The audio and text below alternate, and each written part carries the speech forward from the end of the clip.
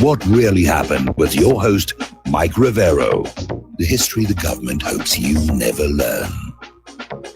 Here is your host, Michael Rivero. And aloha, America. Welcome to our show today. It is Monday, January 7th, 2019, getting into the year, getting into the month, and we have got a lot of stuff to talk about today. The phone lines are open, 800-313-9443, 800-313-9443. Sam is in our control room today, basically taking care of all the tech issues, keeping us out of trouble, ready to answer the phone, put you on the air with your comments, questions, and observations here. Now, we have got a lot of stuff to go through today, so I'm going to ask you all a favor on this Monday. It's okay for you to call in, but don't call in just to hear yourself on the radio or take us off topic or anything, and keep it short because we really do have a lot to get through. So let's get right on into it. All right, so as you know, we're now in the grip of the 116th Congress, and what we're seeing happening, I think, should be alarming to Americans. The first Senate bill of 2019 was the one they put through to try and protect Israel from the boycott. Now, look at all that's going on with our country. The government is shut down. Our infrastructure is crumbling. The border is wide open. What's the first thing the senators think of? Oh, we got to take care of Israel. We got to make sure that Israel is happy. I hope Americans are looking at that. In fact, when you talk to people, when you go out, just say, think of everything that's wrong with this country. What's the first thing the incoming Senate does? Oh, they vote to protect Israel from being boycotted, which, by the way, will never survive a Supreme Court challenge because it's an assault on our First Amendment right to freedom of expression. So, meanwhile, over in the House of Representatives, again, in the context of all that is going wrong with our country that needs to be dealt with, Nancy Pelosi and the House Democrats introduced a bill that would immediately restore voting rights for all convicted felons nationwide. Got to swell up those voter rolls for 2020. We got to get them, once they've completed their prison sentences, get them back on the voter rolls here. This bill, which is called the For the People Act, would also mandate automatic voter registration nationwide for eligible voters that provide information to state government agencies such as the DMV. Here is the problem. We know, at least in the case of the California DMV, they're not checking if voters are eligible. It's just automatic. Here's your driver's license. Here's your voter's registration. Next. Now, Pelosi is introducing yet another bill that would demand that presidents and vice presidents, and obviously this is aimed at Trump and Pence. She wants them kicked out of office at the same time. That would actually make her president under the laws of succession.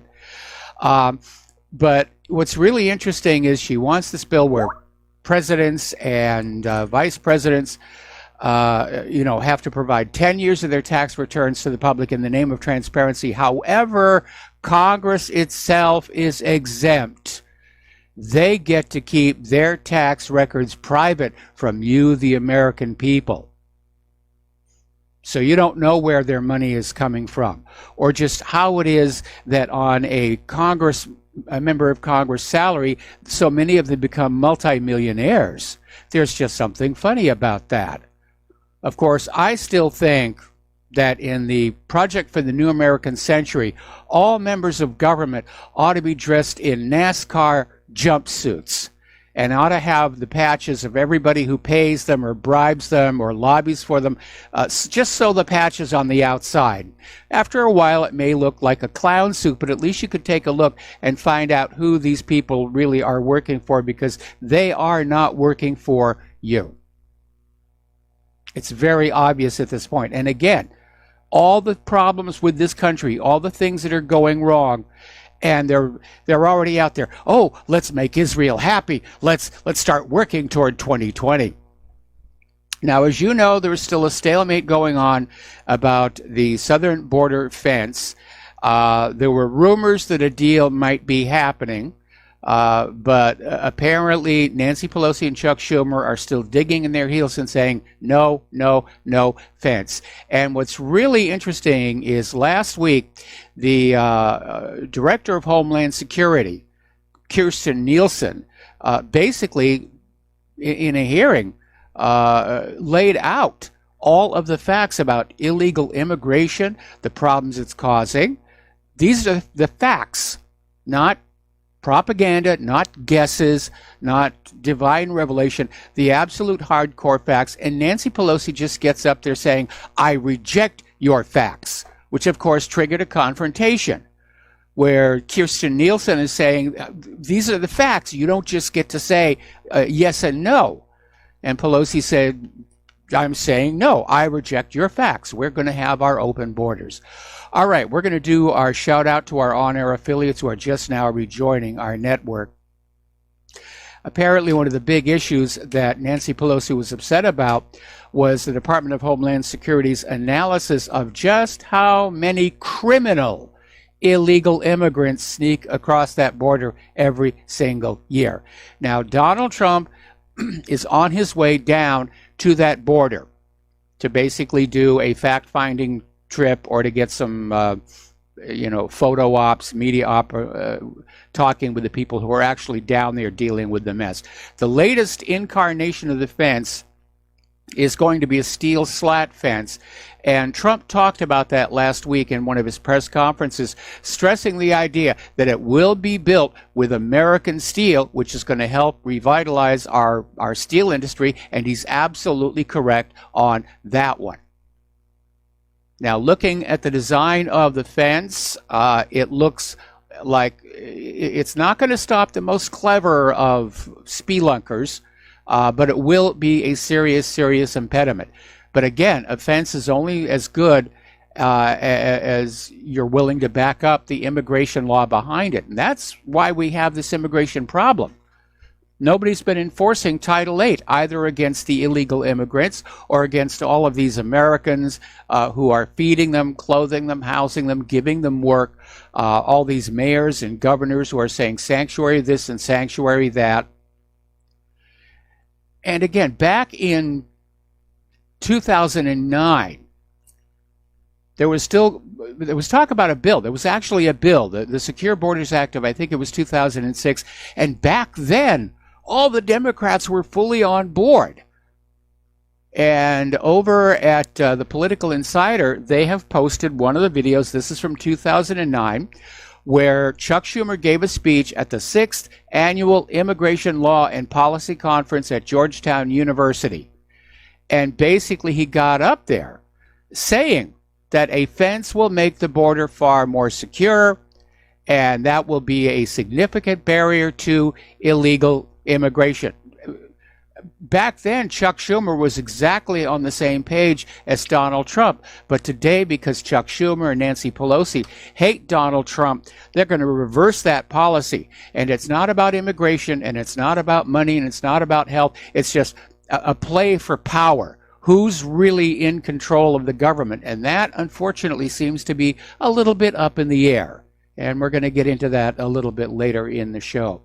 Meanwhile, what everybody is ignoring is the fact that the government shutdown has already cost more than the $5.6 billion he wants to build the border wall.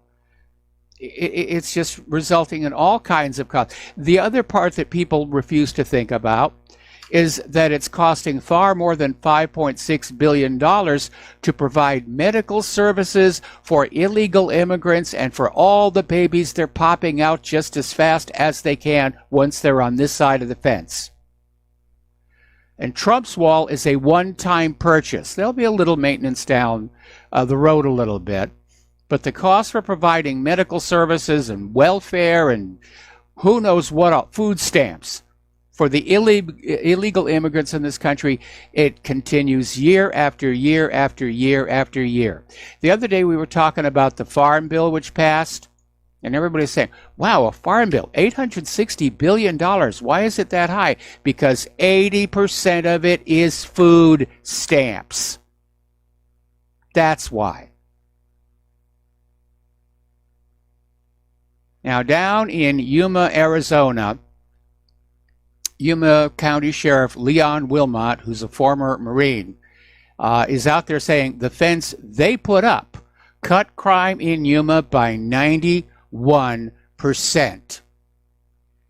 And he's got some harsh words for all these politicians, saying that, first of all, the sheriffs and the border people need a bigger seat at the table. If you're going to talk about border security, talk to the people who are really tasked with doing it, which Donald Trump did last week.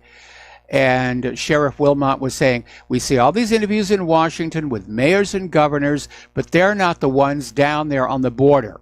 They're not the ones investigating the crimes. They're not the ones standing around in 120-degree heat processing a crime scene where 14 people were left to die in the desert. And he's absolutely got it right. For all those open border people, for all the liberals, it's an abstraction. You know, it's just this very fuzzy, fluffy concept of, oh, open borders are going to be wonderful. They themselves have never had to confront the reality of what their policies are bringing into this country here. And I would like to remind everybody that Ted Cruz came up with a really good idea.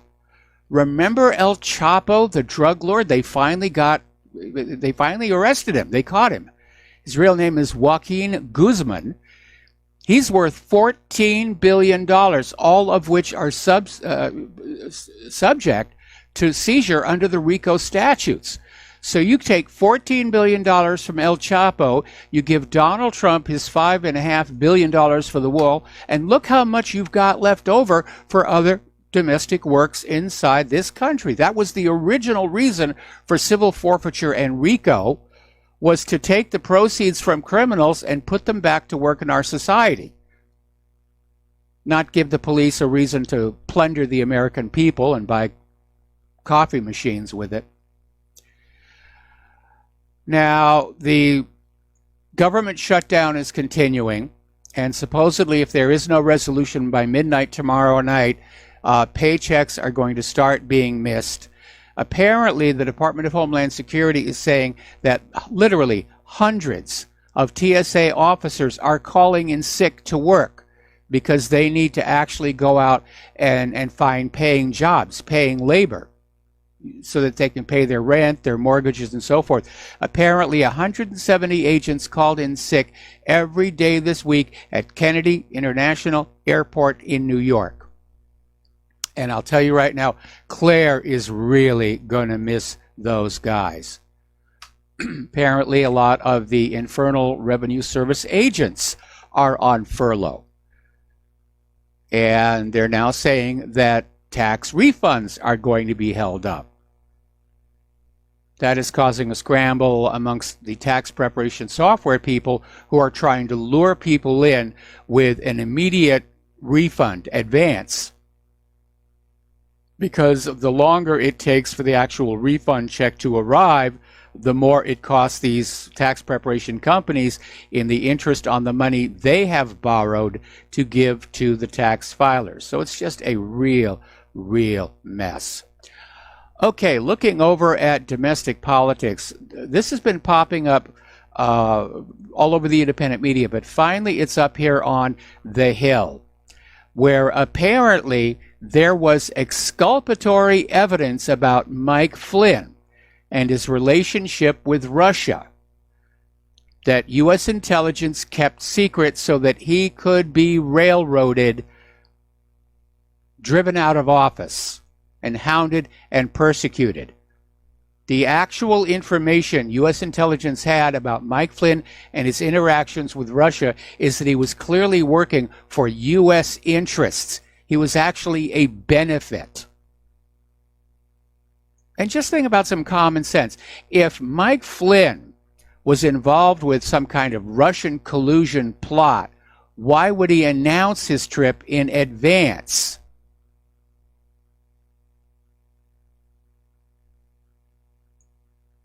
So, now, again, look at all the things going wrong with this country.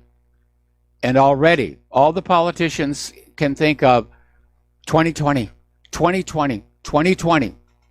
So, David Brock who is a Clinton crony, is out there now saying that Bernie supporters must be silenced for the 2020 primaries because, oh my goodness, they just messed everything up. You know, they put up this real fight against Hillary Clinton, which we already knew was supposed to be the nominee. And then after she won the nomination, those Bernie supporters, they were complaining about being cheated and they were complaining about election fraud, and that helped swing the election to Donald Trump, and we can't let that happen ever again. So those Bernie Sanders supporters, they have to be shut up for 2020. David, have you ever heard of something called the First Amendment?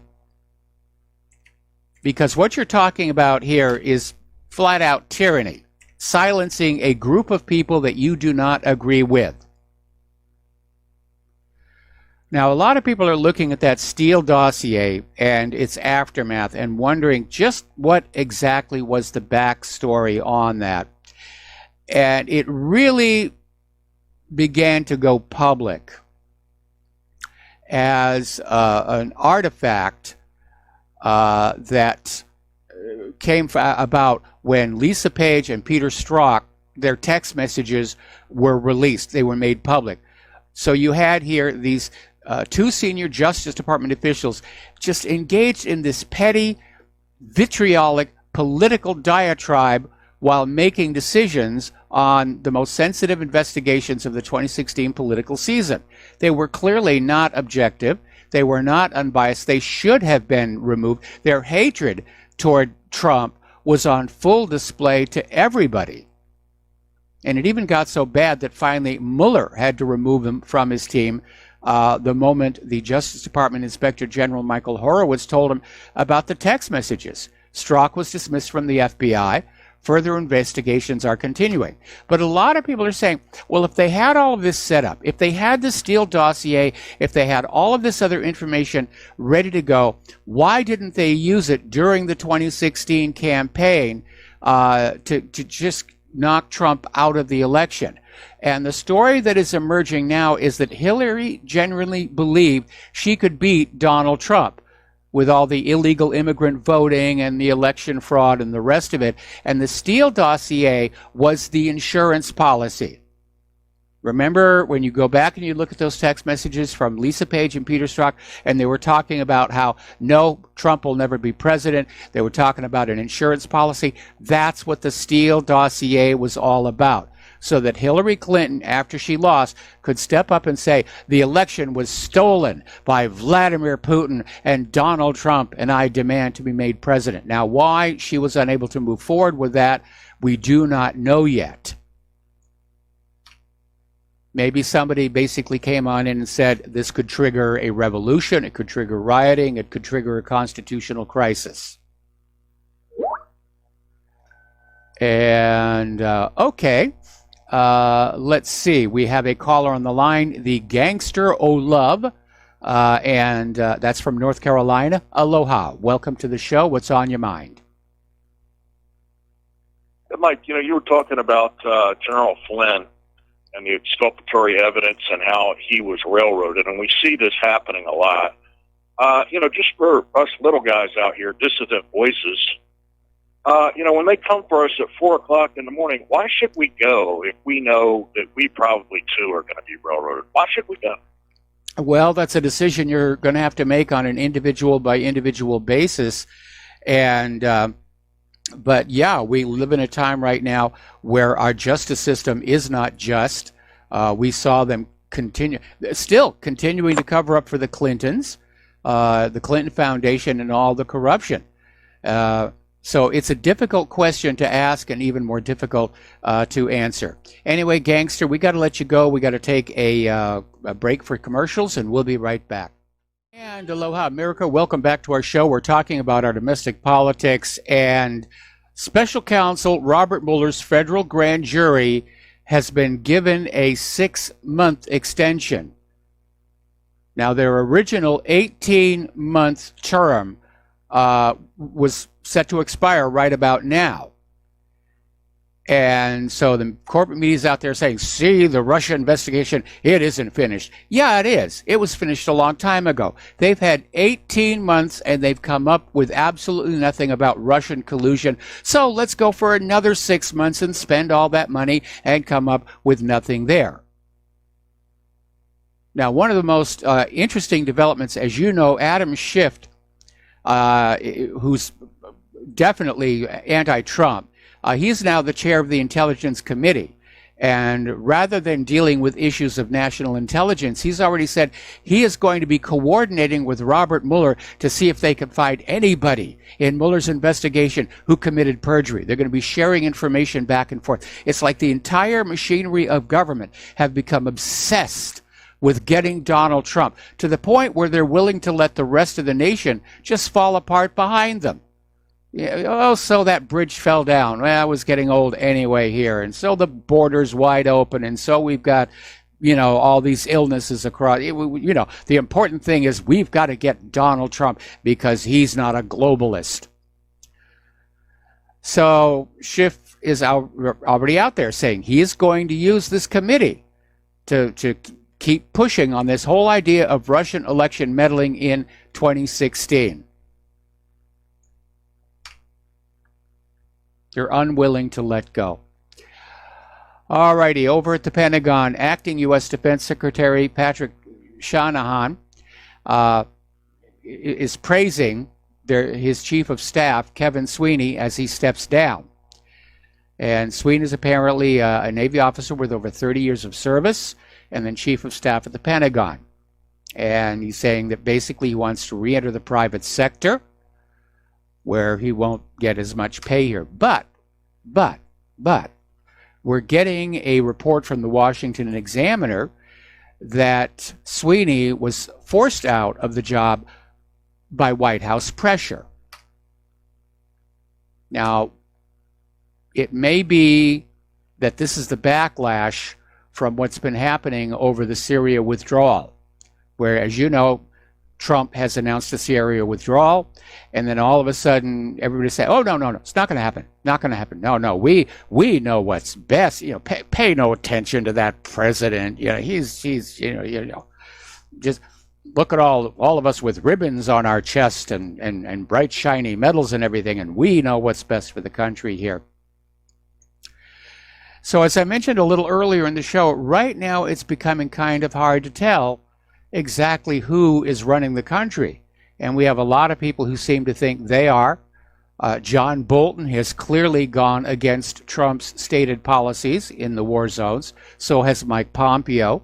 You had Nancy Pelosi in that ridiculous interview in the New York Times where she said the Constitution makes her the equal of the president. No, it does not. And I'm sure that Chuck Schumer is out there trying to get his hand on the steering wheel of the country as well. So you have all these different people, all of whom see themselves as actually being the power, if not on the throne, at least behind the throne. Got a handful of modern J. Edgar Hoovers just causing all kinds of chaos inside our nation.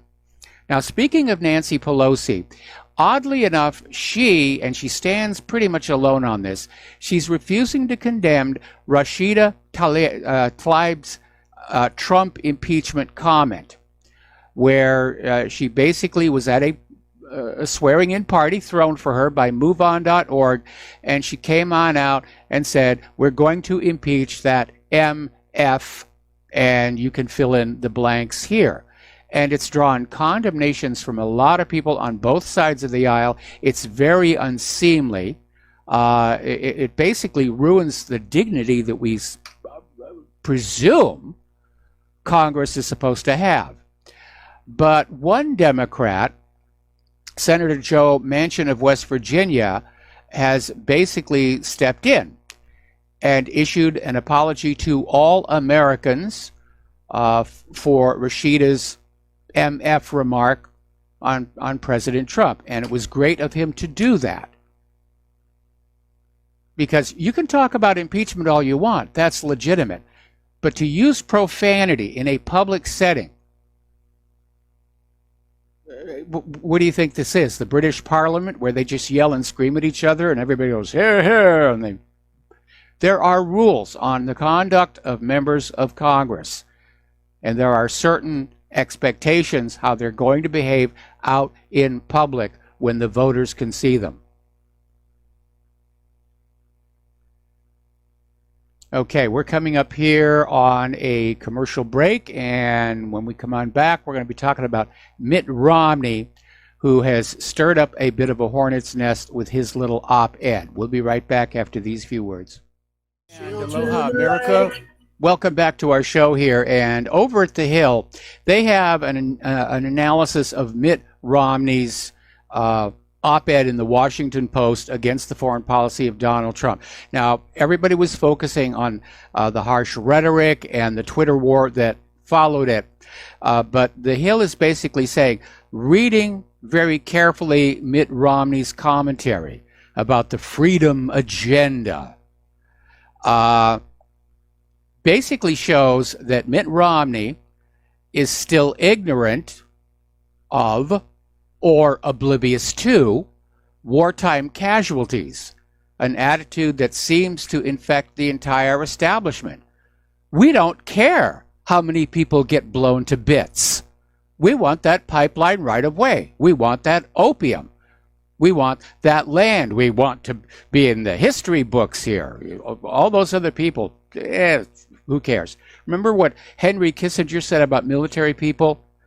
They're just dumb, stupid pawns to be used for foreign policy. That is the prevailing attitude. How can you follow leaders who are that callous about throwing your lives away? All right, we're going to take a phone call now. Dustin in New Jersey. Aloha, Dustin. Welcome to the show. What's on your mind? Mike, I wonder if the Union of Concrete Makers is mad at Trump for going to a steel wall instead of a concrete wall. I imagine that probably there were a lot of people who were looking forward to selling a lot of concrete, and they're probably American providers as well. But Trump has made a big focus on steel, and ultimately I think the steel is probably going to cost a lot less. Do you think this thing's ever going to be built? You know, like it's already 2019. You know, do you see? I just don't see this. I don't see it, Mike. It's just too much blocking him, and then this or that. He should, like you said, you have that drug dealer El Chapo. Why can't you just take that money? Or why can't you just pull money out of like the Pentagon's budget? That's national security, and so is the wall. So I don't understand this dragging out per se. You know what I mean? Well, he has the ability again, it's about demonstrating who's actually in charge of the government.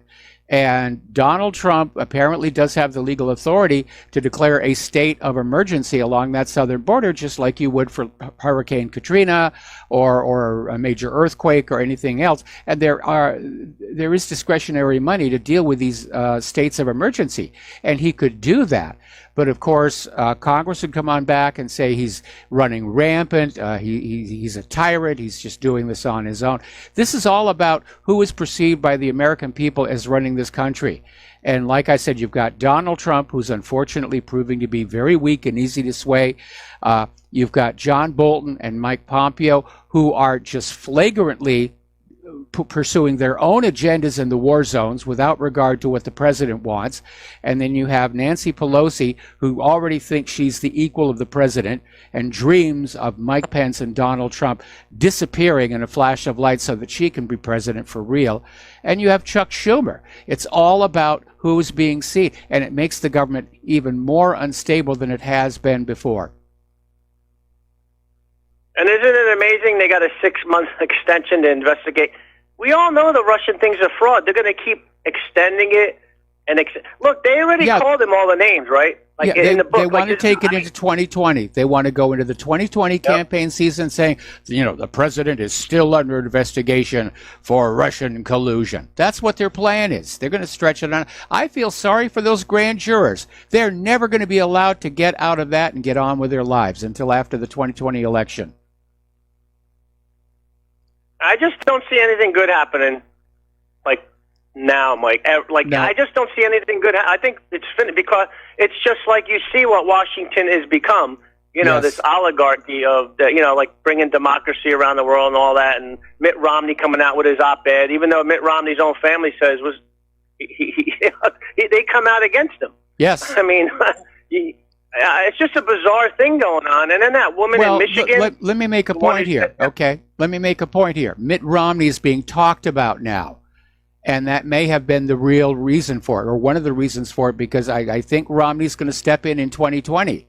And so in order to do that, he's got to get the American people paying attention to him and talking about him right now. This may not have been the most carefully well thought out way of getting his name in front of the American people. But in Hollywood, where I used to work, there was a saying that even bad publicity is better than no publicity. Hey, Mike, did you mention Trump's supposed to be on TV tomorrow night? Yeah, he is, and we're already hearing that the networks may refuse to carry his speech live, instead preferring to, as I'm trying to remember who it was last week, somebody in the corporate media saying, we should have the right to edit Trump's speeches because of all the falsehoods he says, like, the corporate media lies and cover-ups and changes what we're saying. So that's going to be a big stink as well if the networks drop him. And instead they just come up with carefully selected highlights in the late night news. That's going to be a big stink as well. But I thought Trump was going to start his own media center. When he first came into office, there was talk about a Trump. He was going to set up literally his own TV network, his own internet feed station, sort of to get away from Twitter and Google and Facebook and the existing networks here. And heck, I wanted a job. I would have gone to work for him on that. I'm not so sure today, but I don't know where that went either. But it looks like the corporate media, they're trying to build a wall around Donald Trump. Wall at the south of the country, bad. Wall around Donald Trump, good. We already got Trump TV. It's just, unfortunately, all negative. But, all right, Mike, have a good show. All right, thanks an awful lot. We're going to let you go here. Turning over to the war zones, of which there are so many. Taliban fighters are now threatening major oil wells near the northern Afghan city of Saripul, following days of fighting in which dozens of members of the security forces have been killed and wounded. The Taliban are winning. Slowly but surely, they are winning. At the end of 2001, they were all but gone. And over the intervening years, slowly, they have recaptured much of Afghanistan. And I think the people of Afghanistan, and even the current government, they're tired of it. It's been going on for, 18 years now, 17 years now. And they would like it to go away. Of course, the oil companies still want access to that very inexpensive to use pipeline. And the American drug lords are not going to let go of that supply of opium coming out of Afghanistan. So we'll see what happens there. All right, let's talk about Trump's Syria pullout and forget what he's saying today about not setting a deadline. When he first announced it, he said somewhere between 30 and 100 days is what he said. And immediately the hemming and hawing started.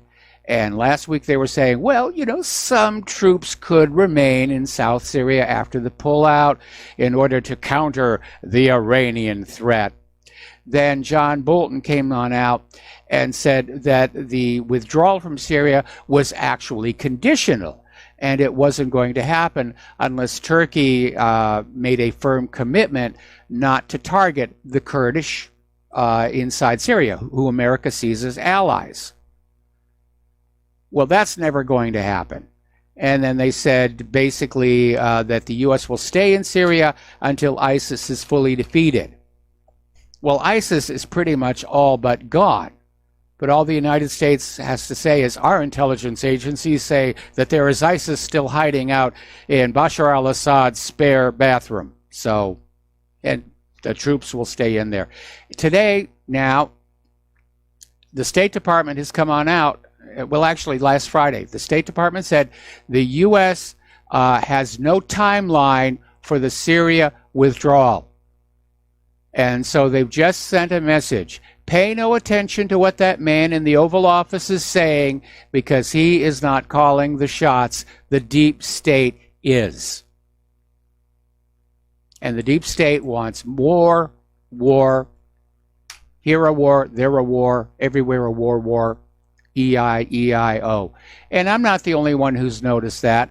Article over at Global Research saying, has Trump been outmaneuvered on the Syria troop withdrawal? Really, is this a trick question? Because my answer would be yes. So Global Research is out there saying Trump's possible backtracking. Well, it's not possible. It's definite now. Withdrawing from Syria means that he may once again have been outmaneuvered by the deep state. This is from Virginia State Senator Dick Black. And even Dick Black is saying, this all seemed to pivot with that meeting with Senator Lindsey Graham, who visited the White House on December 30th, had a meeting with Donald Trump, and immediately after that, it all started coming apart. So my sympathies to those of you who have family serving in Syria, and you thought they were coming home. That was going to be your Christmas present or your New Year's present. I'm sorry, it's not happening. Story coming out of Russia today, Bolton is now threatening Damascus with a strong response if there's another chemical attack.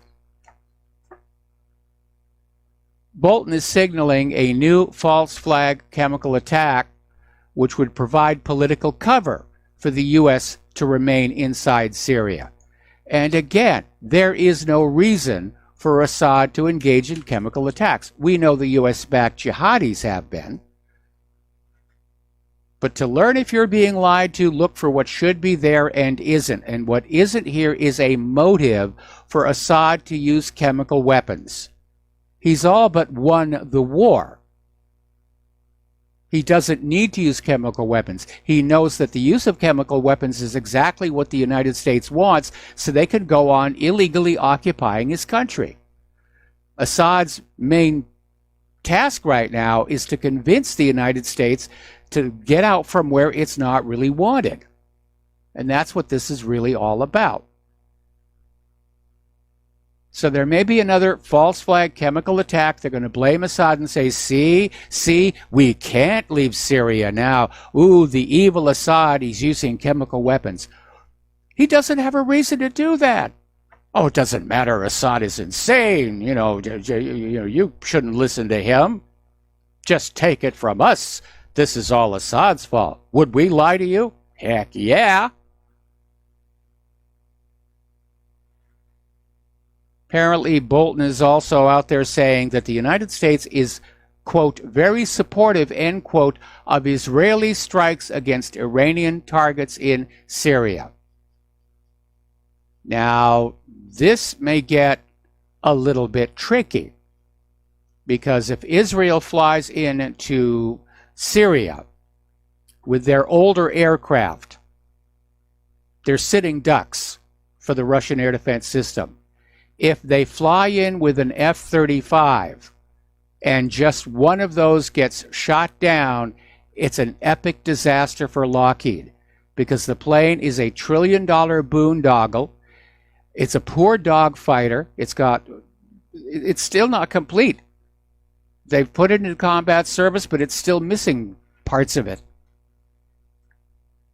Its only selling point is it's supposed to be invisible to radar. And if it turns out that's not true, if it can be seen and shot down, well, then it's simply not worth the money. And you're going to see nations canceling their sales. So I'm not sure what Bolton is really thinking. But this could turn out to be a no-win situation for Israel and the United States. Meanwhile, Netanyahu is pressuring John Bolton to have the United States recognize Israel's claim to the Golan. Now, Israel basically grabbed the Golan during a previous war with Syria, and declared its annexation, which was not recognized by any other government on earth. If you talk to Syria, they own the Golan. They're already selling the oil and gas rights there. They wanted a pipeline through Syria to send that oil and gas to Europe, and Assad said, no, I'm not going to let you build a pipeline so you can sell the oil and gas you stole from Syria. That was one of the motivators for the Syrian war. Well, now Israel is building another pipeline that actually goes across the floor of the Mediterranean. But the rest of the world is out there. They do not recognize that Israel owns the Golan. But Netanyahu is pushing on Bolton. Given that the United States sort of set the precedent of moving the embassy to Jerusalem instead of Tel Aviv, Netanyahu is hoping that the U.S. will say, we recognize Israel's sovereignty over the Golan Heights. It is now part of Israel. Mahi dictum est. And the rest of the world will scurry to follow, just like they did not do to move their embassies to Jerusalem. But Netanyahu is out there saying Israel has a right to the Golan. We have a right to that. And I'm not sure where that's coming from. I hope it's not from the Bible, because the biblical description of Israel cuts them a huge, huge chunk of real estate all across the Middle East. Netanyahu may be out there saying, yeah, it's God's will. You don't want to go against God, do you? If you don't give us the Golan and, all of the Middle East from the Nile to the Euphrates, God will smite you down. By the way, for those of you who don't know, that's what the two stripes on the top and bottom of the flag of Israel signify. The Euphrates River and the Nile River, the borders of Israel as it's described in the Bible. Now, there's another little aspect that is becoming a problem. As you know, every couple of days, the Syrian forces will uncover caches of U.S. and Israeli weapons, but we don't know how many are still in there. And apparently there is a concern that the jihadis could use the United States missiles against the United States troops. Talk about hoisting with your petard. We got to take a break for commercials. We got a caller waiting on the line, and we will be right back. And aloha, America. Welcome back to our show. And we're just now getting this story. It's an interesting development. Apparently, over at the Department of Defense, there is $93 billion with a B in unobligated funds. In other words, it's just sitting there. And Donald Trump apparently is considering simply taking that money to reopen the government without Congress having put through a spending bill. And that would keep the government running for a little while longer. And that's kind of a brilliant move because it's going to shift the onus back onto the Congress in the eyes of the public. He's going to have his money for his border wall. And all of those federal agencies, they're going to be very grateful to Donald Trump and not so warm and fuzzy toward the United States Congress, which put them in this mess to begin with. So every once in a while, Trump does a good move, and this looks like it could be one of them. All right, let's take a phone call. Mark in North Carolina. Aloha, Mark. Welcome to the show. What's on your mind? Mike, two things. One is as far as with Syria and Bolton goes, let's just understand something about Bolton. Bolton was put in there at the behest of the Mercers and Sheldon Adelson, who basically run Breitbart News. Breitbart News is one of the biggest proponents of Bolton. So don't kid yourself about Breitbart being anything other but a shill for the deep state, not really independent media. Also, and Bolton's got to go if he wants to have a successful administration still. Trump has got to fire this clown. Has got to fire him now. As far as the BDS goes, we talked about earlier. Yes. Nobody in mainstream media that I could tell is even talking about this. Unfortunately, including I heard InfoWars today. I wanted to see anything, not a peep out of that. So I'm telling you, Mike, this country is in very, very bad trouble. Our Constitution is under attack. Our country is under attack. This is a vicious. I don't care if you're for Israel, against Israel, neutral, or whatever you are. This is a foreign country. This is not the United States we're talking about.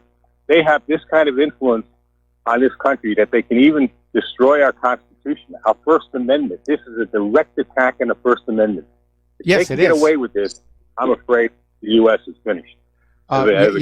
Somebody's going to have to take this all the way up to the Supreme Court and get a ruling saying the First Amendment is an absolute, and there is no way the current Supreme Court is going to say, yeah, we can have an Israel exception to the First Amendment.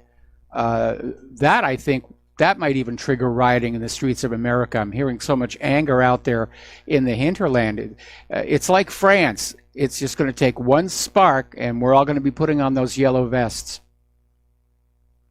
Yeah, because it's just underneath the surface. Yeah. Mainstream media may not be, corporate media might not be reporting on it. Even people like InfoWars might be looking the other way on this now with today, this everlasting disgrace. But people know about it. I get I cut my cable. I get most of my news, almost all of my news out of YouTube and things like that, and shows like yours. Okay, and you see the comments. Okay, Mark, I got to put you on hold. Yeah. We got to do a station identification. Stay on the line. We'll come right back to you. And aloha, America. Welcome back to our show, hour number 2. We're talking with Mark in North Carolina. We're talking about the situation in Syria. We're actually talking about the fact that the United States is in serious, serious trouble.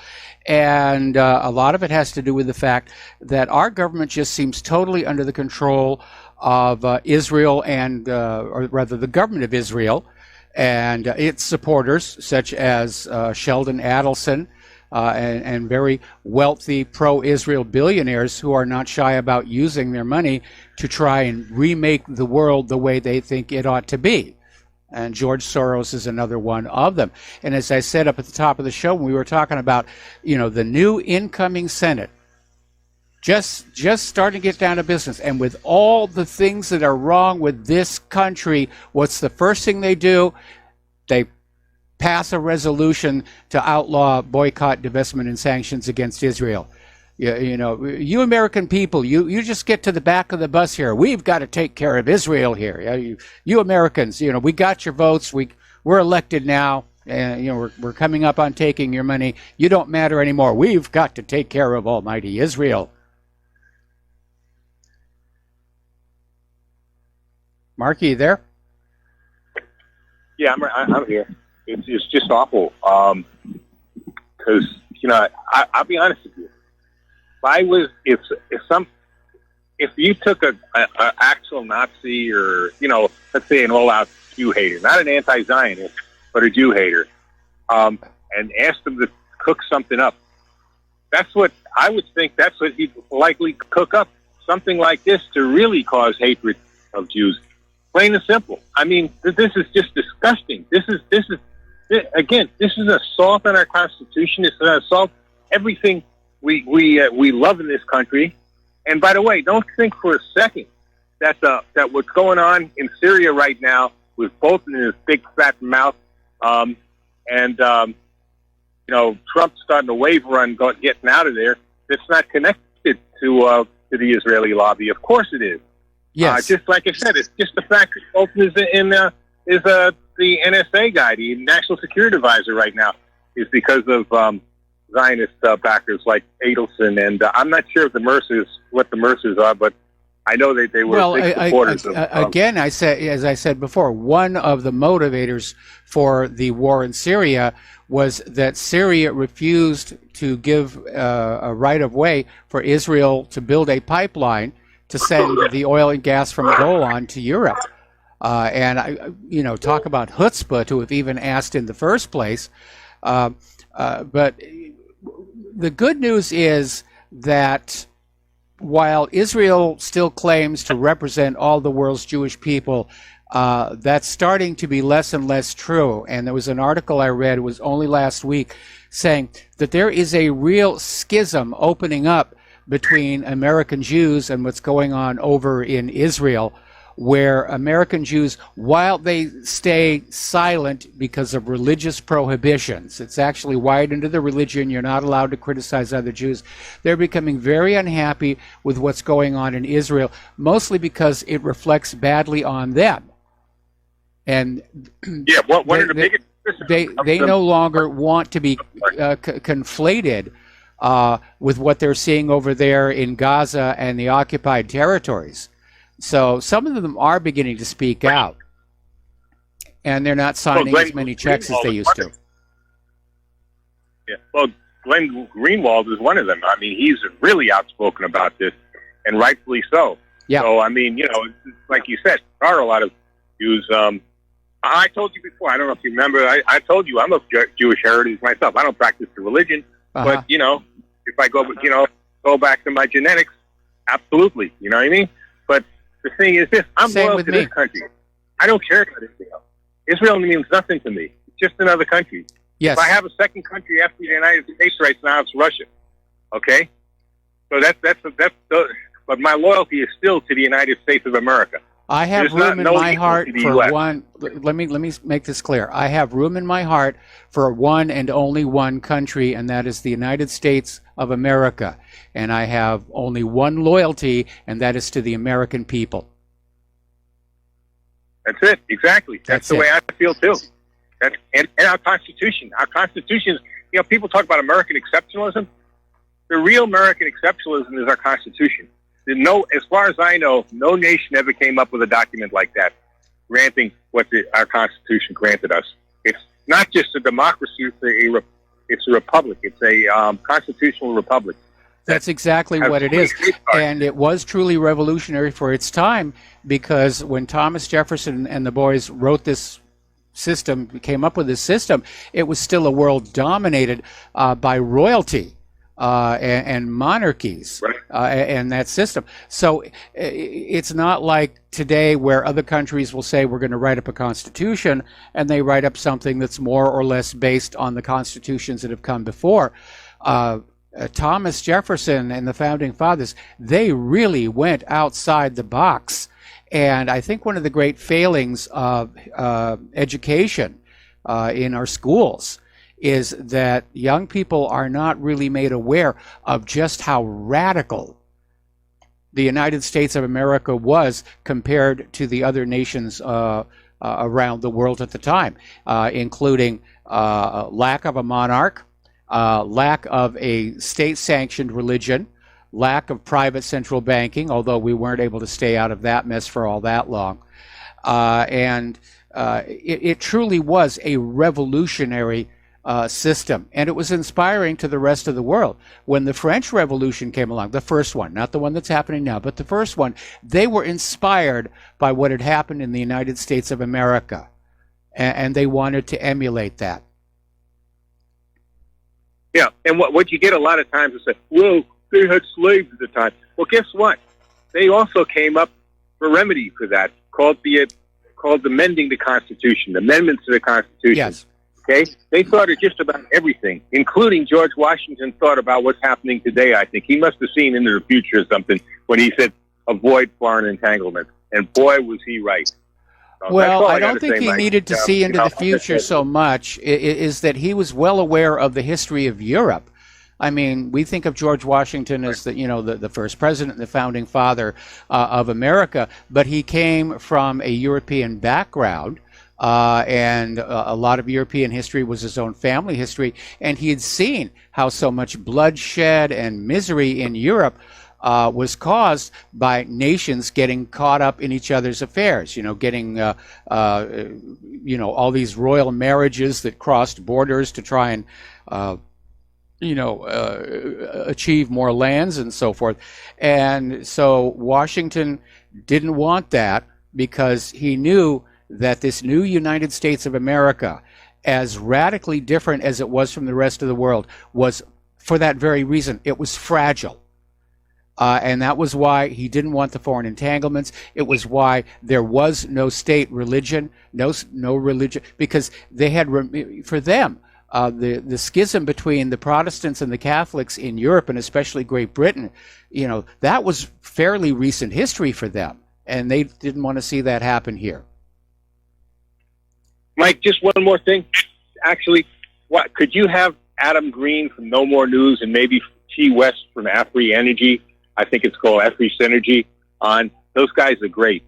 They're on YouTube basically, and I think they're awesome. I'd love you to have them on if you could. Would you right? email me their names and channels so that I can take a look at them after the radio show? Okay.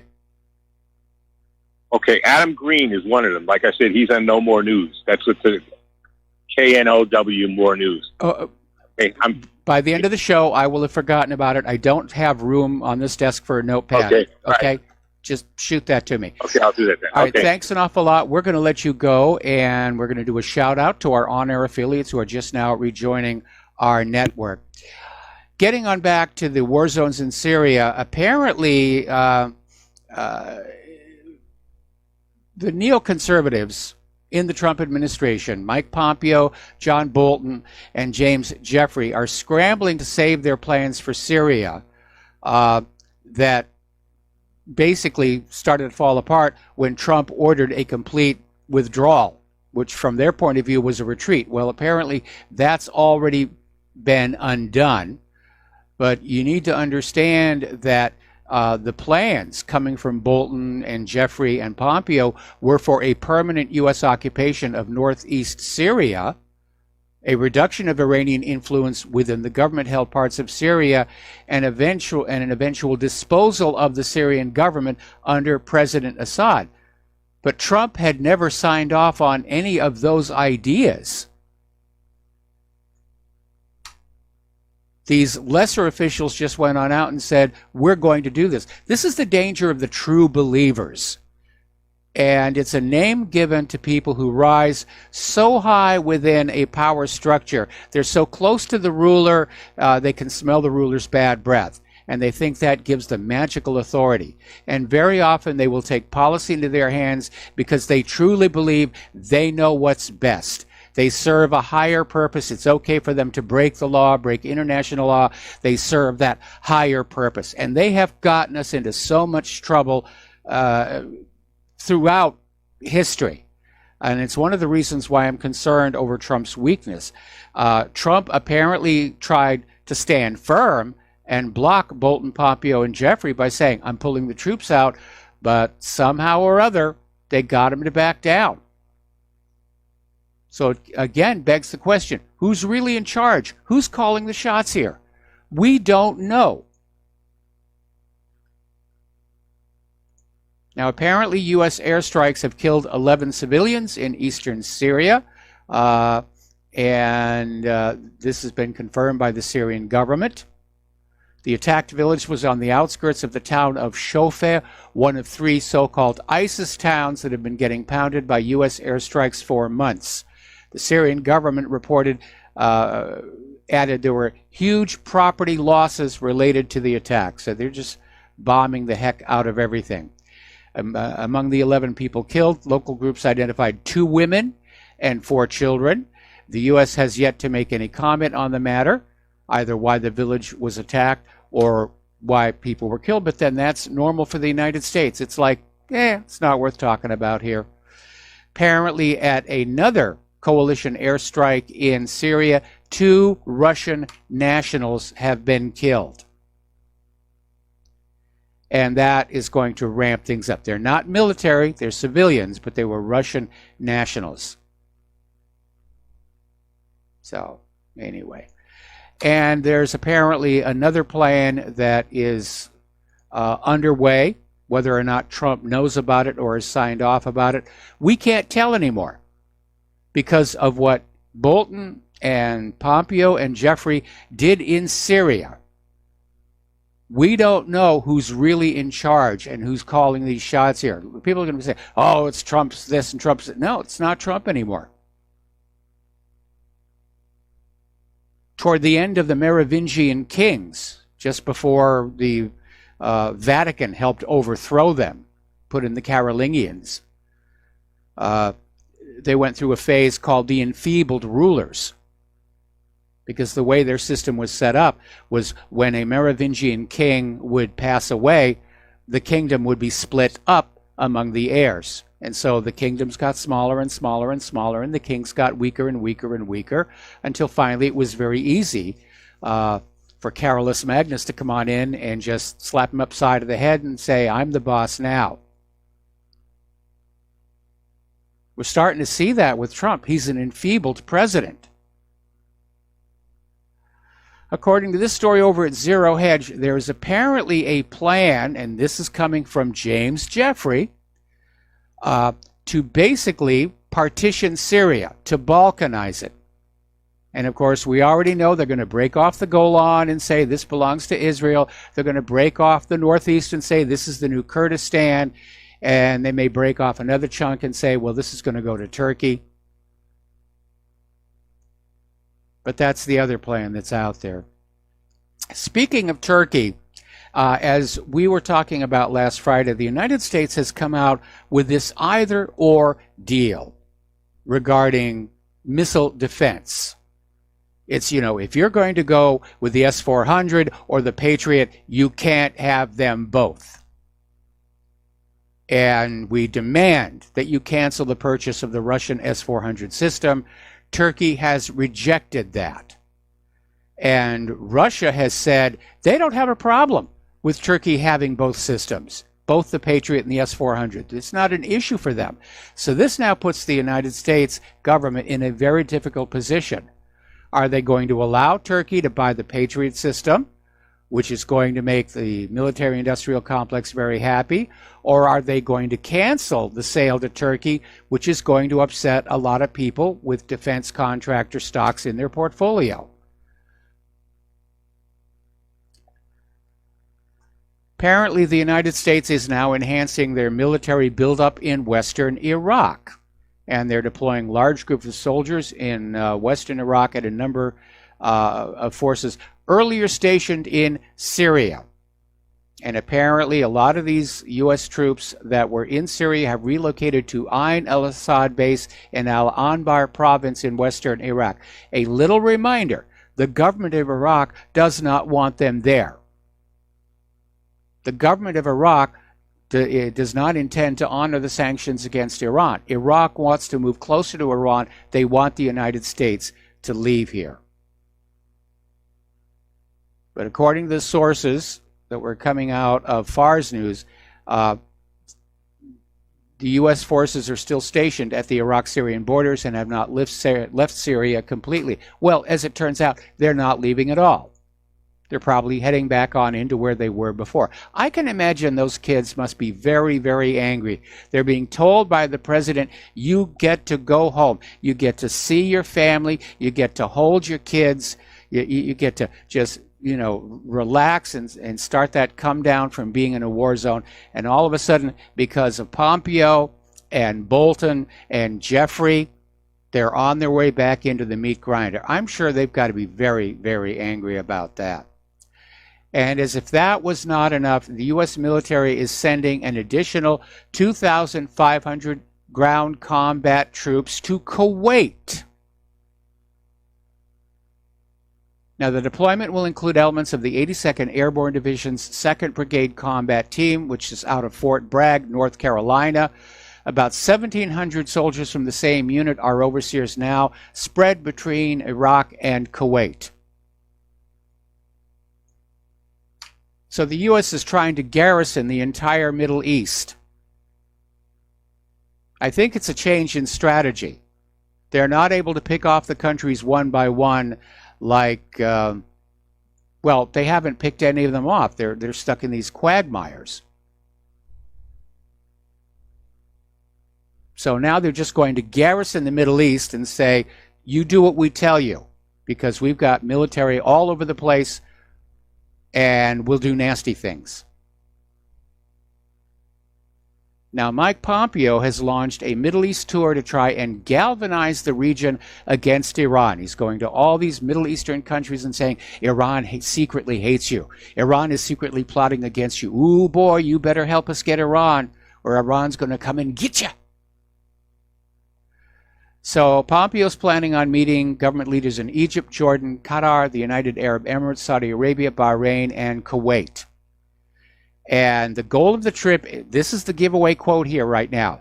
The goal of the trip is to show nations in the Middle East that, quote, the United States is not leaving the Middle East, end quote. This is from a senior State Department official. So basically what they're trying to do is say, forget about how we're losing in Afghanistan, forget about how we're losing in Syria, we are not going anywhere and you'd better toe the line. Sig Heil, Sig Heil, Sig Heil, Sig Heil. But as I mentioned before, Iraq's foreign minister, they're rejecting the sanctions on Iran, and they are saying once again, it is time for the U.S. troops to leave. They have been here way beyond they were supposed to be. They are no longer welcome. We got to take a break for commercials, and we'll be right back. And aloha, America. Welcome back to the show. And there is this, shall we say, blowback from the revelation that the so-called Integrity Initiative was actually a British-funded PSYOP network. And it now turns out they played a key role in monitoring and molding all media narratives around the Sergei Skripal and Yulia Skripal case. In other words, they were managing the story. Now, do you remember when it first happened, when these two people were found, they were very, very ill. It was claimed that they had been targeted for this attack in a restaurant that had made several other people ill.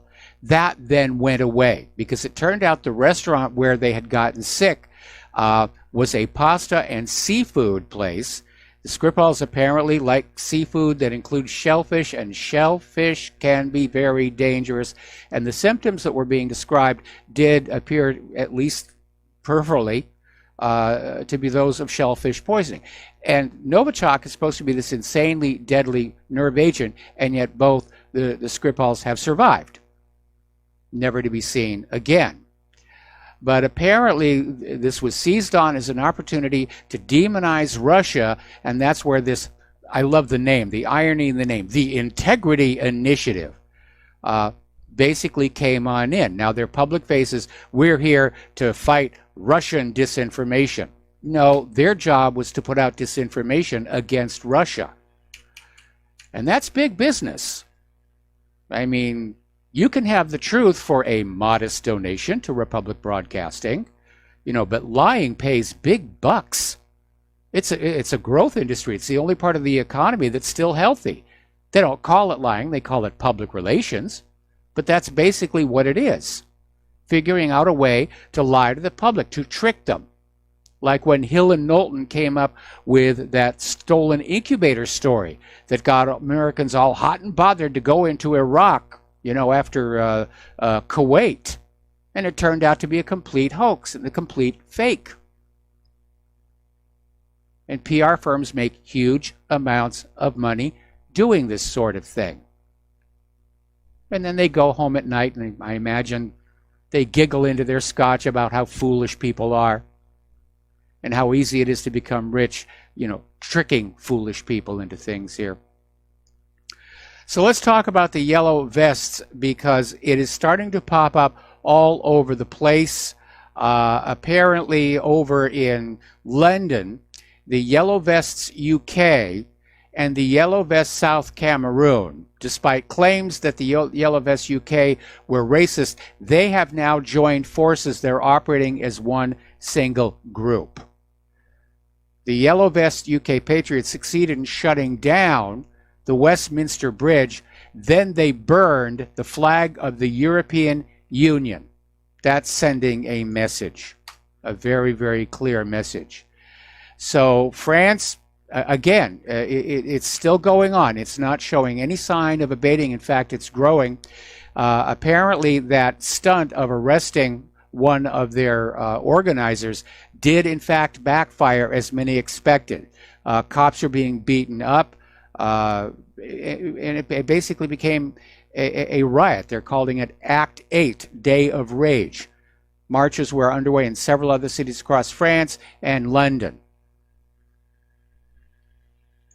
So, Alrighty, Yellow Vest protesters stormed the ministry in Paris.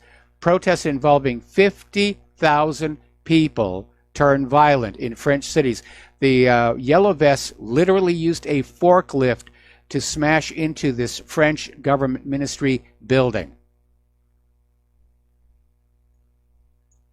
And there are photos out there of guillotines. Now, I don't know that they're actually working. They rather look like slapdash put together to send a symbol. Now, here's an article coming out of Investment Watch blog, and it's asking a simple question. Why the protests bordering on government overthrow in France aren't getting much media attention?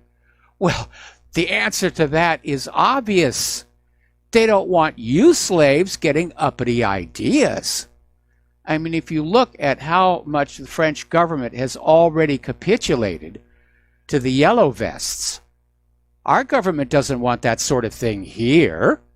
I mean, they've succeeded in basically rendering you completely impotent in the management of this country, between keeping you dependent, keeping you cocooned in a shell of media lies, compromising the election system. They're free from you. They don't have to do what the people want. So much for democracy. What an antiquated concept. We're going for globalism here. But it is spreading. And I'm sure it's making a lot of governments and politicians very nervous right now. Especially Macron is under a huge amount of pressure to resign and step down. And none of these people in these positions of power, they don't want to step down. Anyway, we're going to take a break for commercials, and we'll be right back. Aloha, America. Welcome back to the show. We're talking about the Yellow Vest protests here. And there's an interesting little article came out of stormcloudsgathering.com. The Yellow Vest protests are a canary in the coal mine. In other words, it's the warning of disaster on the way. Now, for those young people who don't really understand that phrase, the canary in the coal mine, when you're mining for coal or pretty much anything else, there's always a danger of running into methane gas. Now, the gas that comes out of your gas appliances in your home stinks, but that stink is actually added into it artificially because methane, as it comes from underground, is colorless, odorless, and tasteless. Can you imagine trying to go out on a date with somebody and she asks, what do you do for a living? And you have to say, I'm the guy who puts the stinky stuff in the natural gas. That's got to be rough on your dating life. But to get on back to the situation here, miners would take canaries in cages down into the mine with them and just keep an eye on them, because if they hit methane, the birds with their higher metabolism would be knocked unconscious. And that would be the warning for the miners to get on out. So that's what that phrase means for those of you who don't know. So the Yellow Vest protests are the canary in the coal mine. And the gist of the article is it would be folly to ignore the significance of this warning sign, because the Yellow Vest protests were never just about the fuel tax, because Macron caved in and canceled it. And the protests are continuing. And there is a deep undercurrent of discontent that's been rising all across Europe. And the conditions which are fueling it are accelerating it. And we're seeing the same thing happening here. Government taking too much from us, spending it on war, giving it away to their friends. The elites just with this attitude of unshakable entitlement to live off your labor. And the growing awareness of the population that no, that is not the way it is supposed to be here. And it is beginning to spread all over the world. We're in the 5th week of rallies against the Serbian leader. And they're out there saying, demonstrators carrying banners, we are the people, stop the treason, defend the Constitution, back the people, down with the thieves. The protesters are demanding electoral reform. Boy, do we need that here. Better living conditions for retirees. Also, we need that here.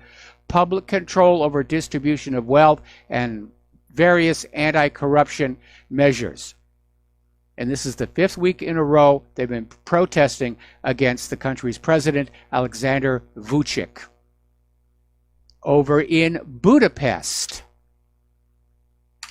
they're protesting there over Orban's so-called slave law.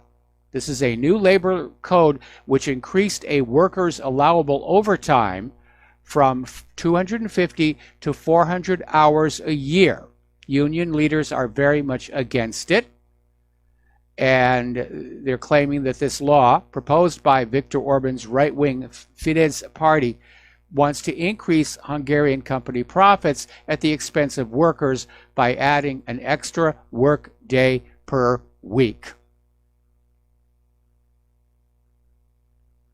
So they're unhappy over there. And we're seeing that everywhere. Forget about the 40-hour work week. It's 50-hour work week. That's standard. Last time I worked in computer animation was the 50-hour work week, Monday through Friday, 10 hours a day. And now they want 6-day work weeks. Just work them hard, get more money out of them. We're in a war. We're in a wartime economy. Everybody's got to work harder, or we could lose this thing. Newsflash, we're going to lose it anyway. Over in Sudan, the price of bread has triggered massive protests and threatens the government there, which has been in control for 30 years now. And the demonstrations began last December 19th in the city of Atbara after the government phased out wheat and fuel subsidies at the suggestion of international lenders.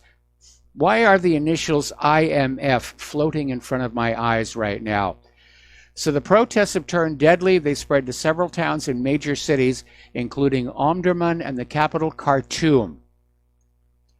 Now, to try and stop the uprising, authorities have basically cut internet connections. They've arrested opposition figures and critical journalists using tear gas to disperse crowds. The crowds are chanting, "The people want the fall of the regime." So it's spreading. Everybody's on edge. We've all been bled too dry. We've all been abused too much. There's only so far you can push a population. And you step over that line and it explodes on you. Nicolae Ceausescu learned that one the hard way. Just one step too far. Same thing with Charles the First, or Mussolini, or Louis the 16th.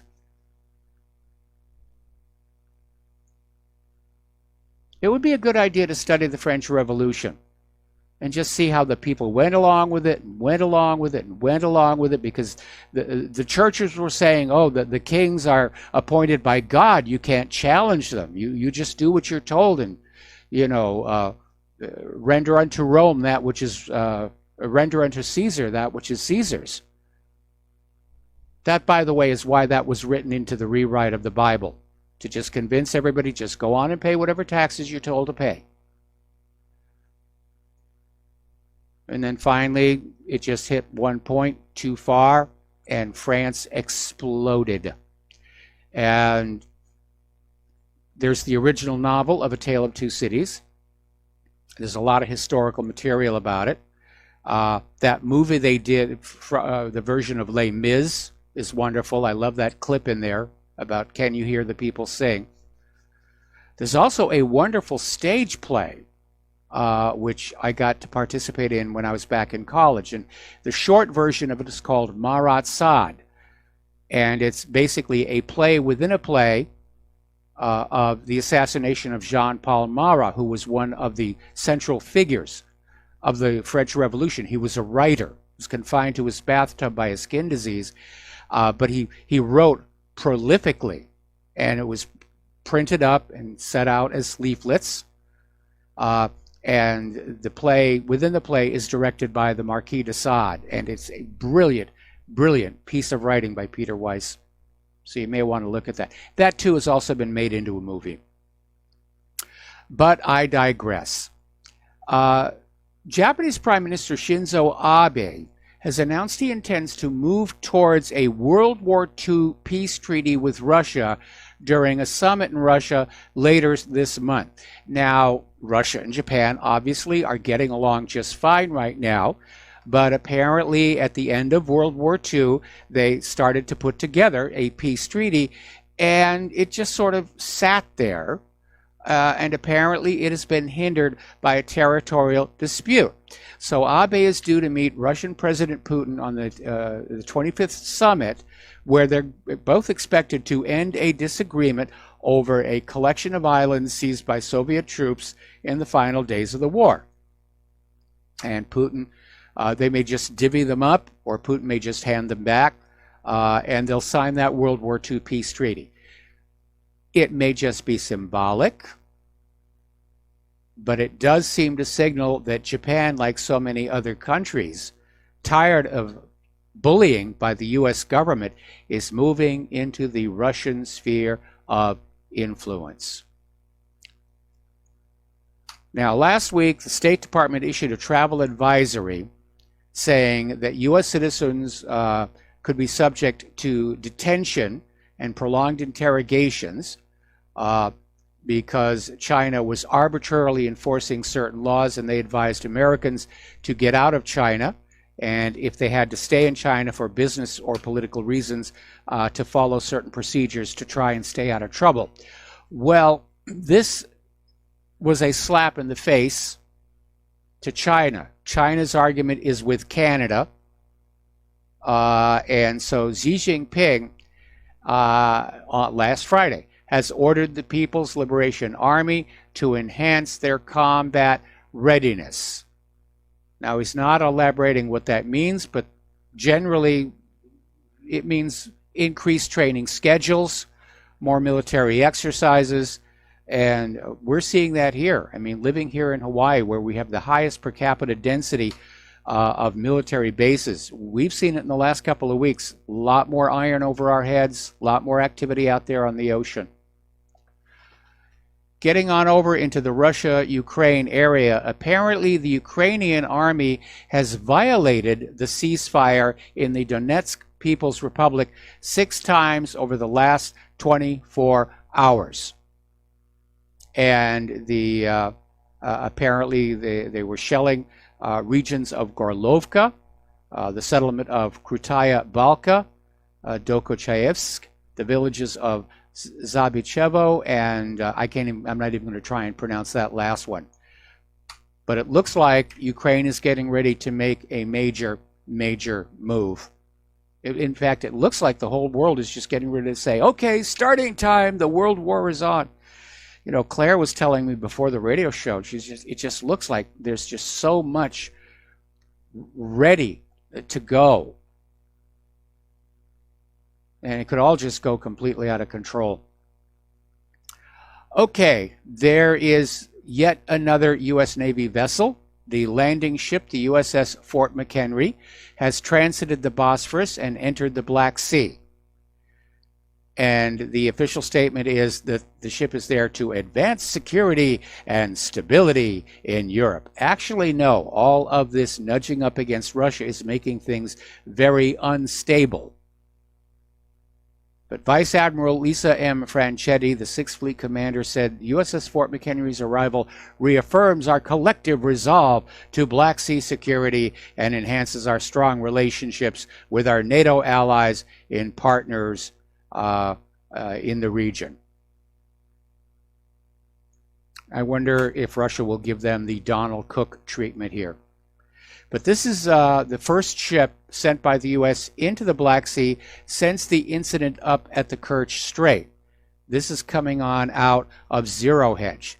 So the open question here is, and this is a dock landing vessel, it's rather large, are they going to try and transit the Kerch Strait into the Sea of Azov without asking for Russia's permission? Because remember, Poroshenko is out there saying, yeah, we're going to go. This is freedom of navigation. The Azov Sea doesn't belong to Russia. Well, actually, yeah, it pretty much does. Although Ukraine borders on it as well. But Russia hasn't been doing anything untoward with the Sea of Azov other than maintain safe navigation. But I think going on in there and churning up the Sea of Azov is part of a larger plan to once again sever Crimea from the Russian republics and hot glue it back onto Ukraine, regardless of what the people of Crimea want.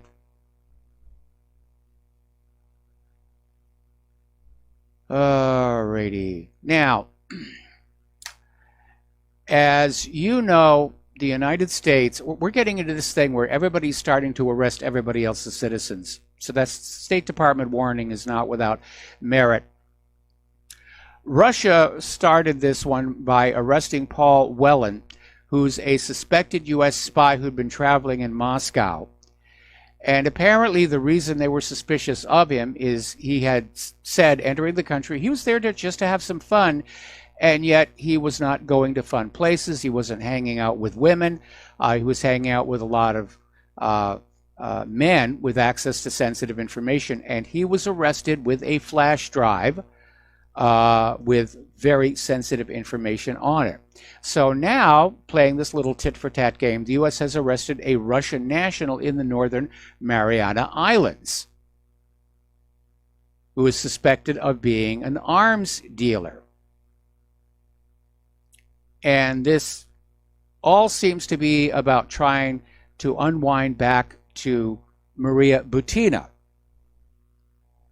who pled guilty to being a Russian agent. Russia is claiming she was coerced. We have no way of knowing if that's true or not. And I'm not going to make a supposition one way or the other. Now, interestingly enough, getting on back to this Paul Whelan, they're trying to portray him as this, this American. He's a former Marine. But apparently he spent more than a decade cultivating friends and contacts in Russia. And apparently he is a citizen of at least 3 other countries, meaning he has multiple passports.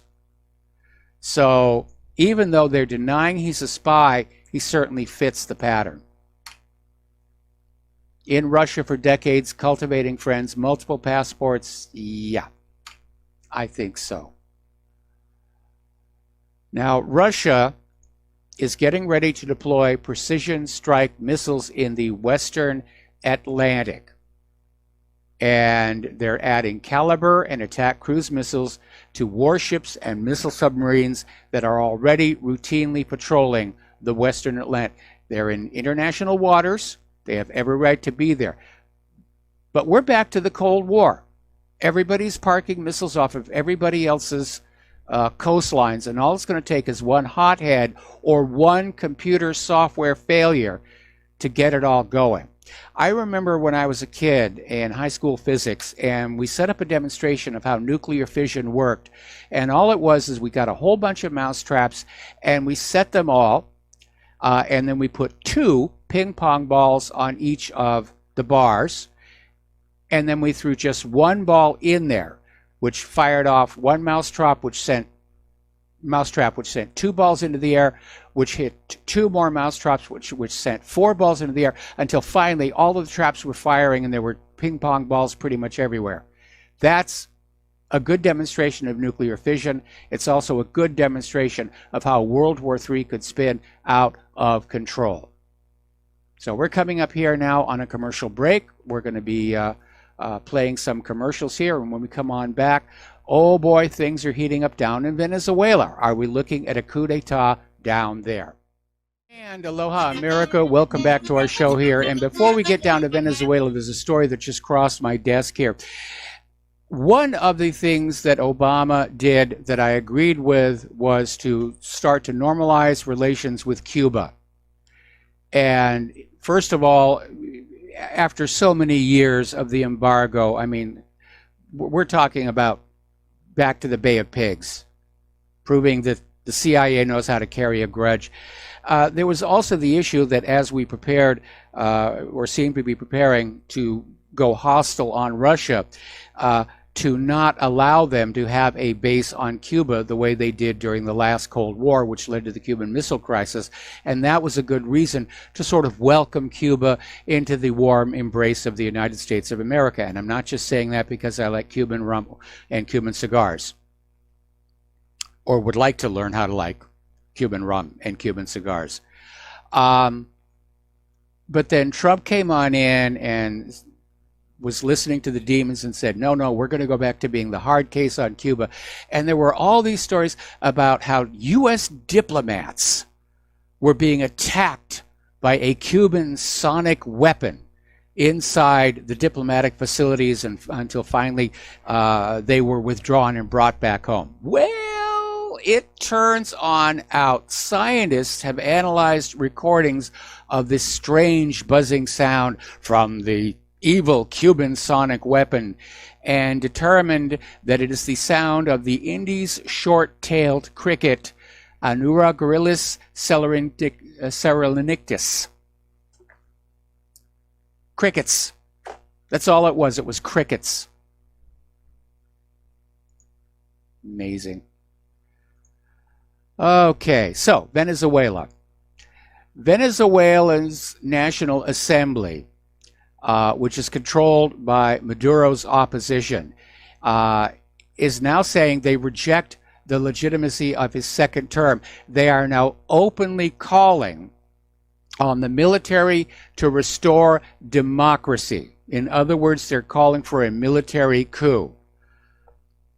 And the United States, which of course has been trying to get control of Venezuela going all the way back to Hugo Chavez, is hailing the National Assembly as the only legitimate and last remaining democratically elected institution in the country.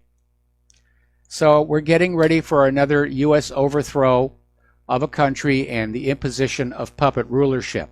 And Maduro is claiming that the president of the National Assembly, Juan Guaido,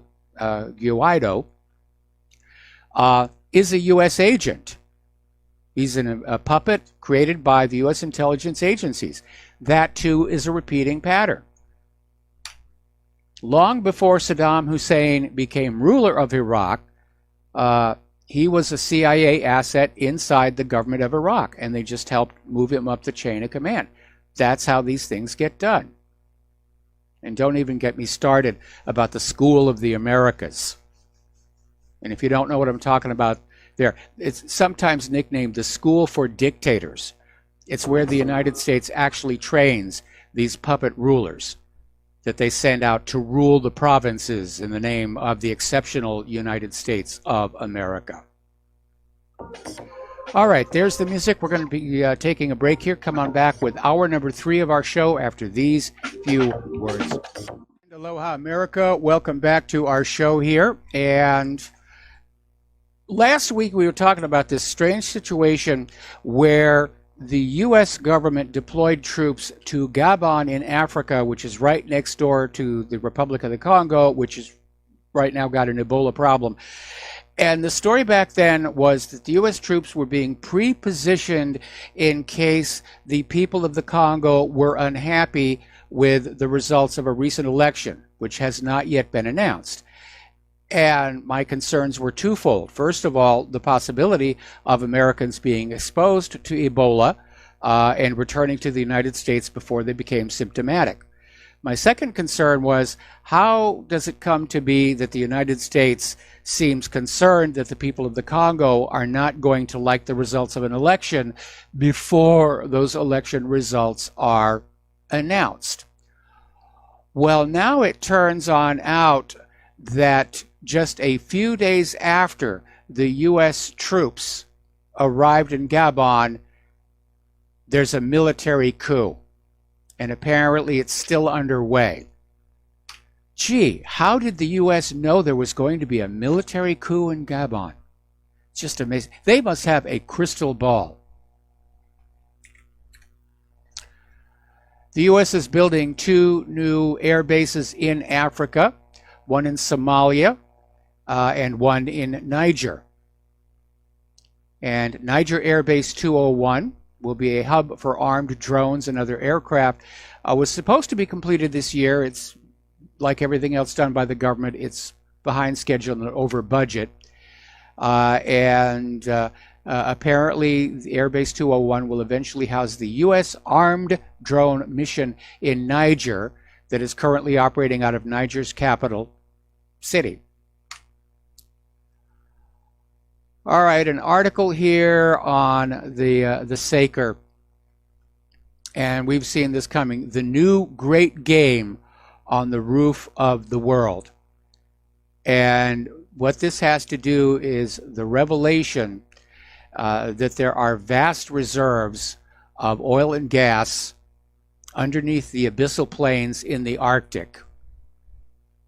And so the countries that border the Arctic are trying to basically say, these are our territorial waters. You know, forget about 12-mile limit and everything else is international. They want to carve up that polar cap. Now, to me, it would make sense that those nations that are near the North Pole, you take their easternmost latitude, rather longitude, their westernmost longitude, and you simply follow them up to the North Pole, and that little pie-shaped piece of the ocean, that's their territorial waters for exploitation. But apparently those nations that don't have the kind of coastlines that say, oh, Canada and the Soviet Union have, are feeling a little bit left out. So now there's a lot of dancing around here. And they're seriously talking about major naval warfare in the Arctic. Now, Russia's going to have the advantage there because they spend a lot of time in the Arctic for commercial purposes. They do a lot of shipping along the northern coast of Russia during the summer and even sometimes during the winter. They build the best icebreakers in the world. Some of them are nuclear powered, and they're amazing ships. But again, it's another fight over another resource-rich area of the world. I have this really radical idea. When you look at the $5 trillion that the United States has already spent on all of these wars all over the world, and just stop for a moment and think, had that $5 trillion been put into a project to develop alternative sources of energy, for example, clean fusion power that would in turn use electrolysis to separate ocean water from hydrogen from oxygen. Just let the oxygen go up in the air so we can all breathe. The hydrogen is used as a fuel. It only cost $100 billion to go to the moon. $5 trillion. Just think what could have been accomplished with that in pure research, especially with international cooperation. But no, let's just go on out and just club each other to death here because there's nothing in man's industry but his greed and his sloth. His heart is in his weapons. We want to have weapons because it makes us feel good. We get excited. We get tumescent. We're, look at this gun. I got a really big gun. As opposed to the guy in the white lab coat. I have a test tube. I got a test tube here, and it's really interesting. Getting into the economic news, the national debt rose to $21.974 trillion at the end of 2018. Public debt increased to 78% of the gross domestic product at the end of 2018, the highest percentage since 1950. That's before I was born, and I'm an old guy. We're going to do a shout out now to our on-air affiliates who are just now rejoining our network here. One of the big areas where our economy is in serious trouble is student loan debt, which now stands at an aggregate of $1.2 trillion with a T. And it is crippling the economy. It is crippling these students. Higher education got turned into a racket. In my day, you went to college, you learned electronic engineering, or you learned math, or you learned something that would get you a high-paying job. Today, you go to college and you get women's studies and transgender studies and art history, and various other things. And you're lured to college with the promise that whatever your major is, whatever you study, whatever snowflake curriculum you decide for yourself, there will be a high-paying job waiting for you after graduation. So go on and just borrow all the money you need to go to school and have a really good time. And then, of course, these people are graduating. The jobs are not there. How many art history majors can one society absorb? And even those who studied engineering and computer science and so forth, they're having trouble because all those jobs are getting offshored to other countries. And so now they're stuck. They have a degree and they have a huge student loan debt, and they're having to work in fast food restaurants trying to pay it off. And many of them are having to stay at home. They can't move away from home. You know, but the bankers got that debt hook into them good and hard, and that's all that really counts. That's what the whole exercise was for, because, you know, good debt makes for a good slave. Now, Generation Z appears to have learned from the millennials, and college enrollments are way, way down. And it's basically the pushback. Generation Z is going to be a very pragmatic, practical population. I mean, millennials turn their noses up at the idea of fixing somebody's toilet or installing an elevator or cleaning patients' teeth. Instead, they wanted majors in lesbian dance, theory, gender studies, and how white people and Western civilization destroyed the world, which they can't get a job doing. So Generation Z has learned from that. They're going right out into the world. And economists have already shown people who enter the labor market right out of high school are generally much better off economically than the average college graduate today. All righty, we have a caller on the line. Al in Canada, aloha. Welcome to the show. What's on your mind? Hi, Mike. I liked what you said about that $5 trillion that I guess the United States has spent on war. I kind of think that number's a little low, but I think it's probably a lot higher. That's just on the last war since Afghanistan. It's not taking into account what they spent on World War I or World War II or Vietnam or any of these others.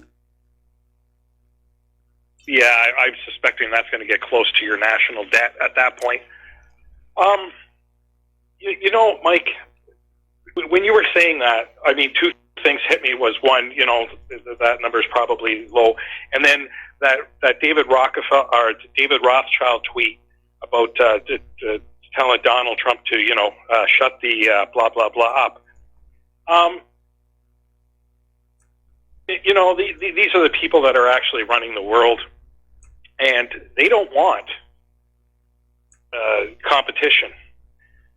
Obviously, right? Yeah. I don't really understand their logic.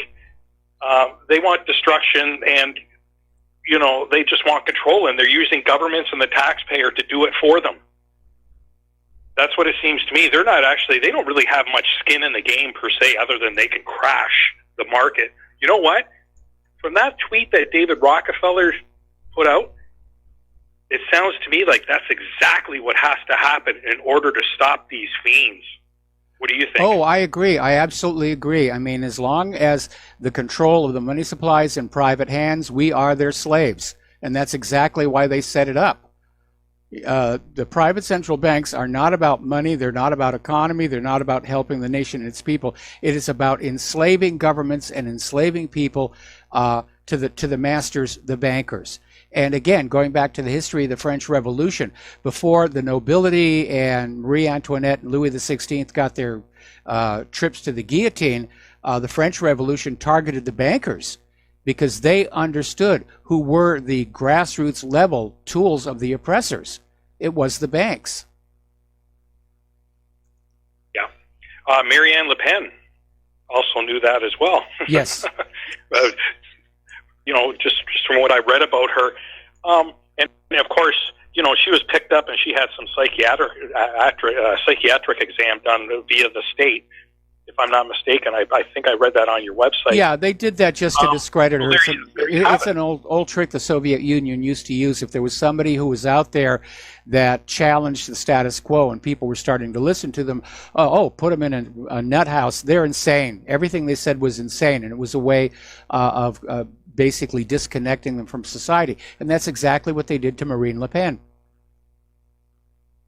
Yes, they're doing it in incrementally, but they're also kind of doing it to everyone with the social media, and in China they have that social credit score. Yeah, I heard that that's moving elsewhere, and it's all when you really think about how things really are and what's going on in the world, it's not hard to see what the end game is. I mean, we know what the end game is. You've been talking about it for years.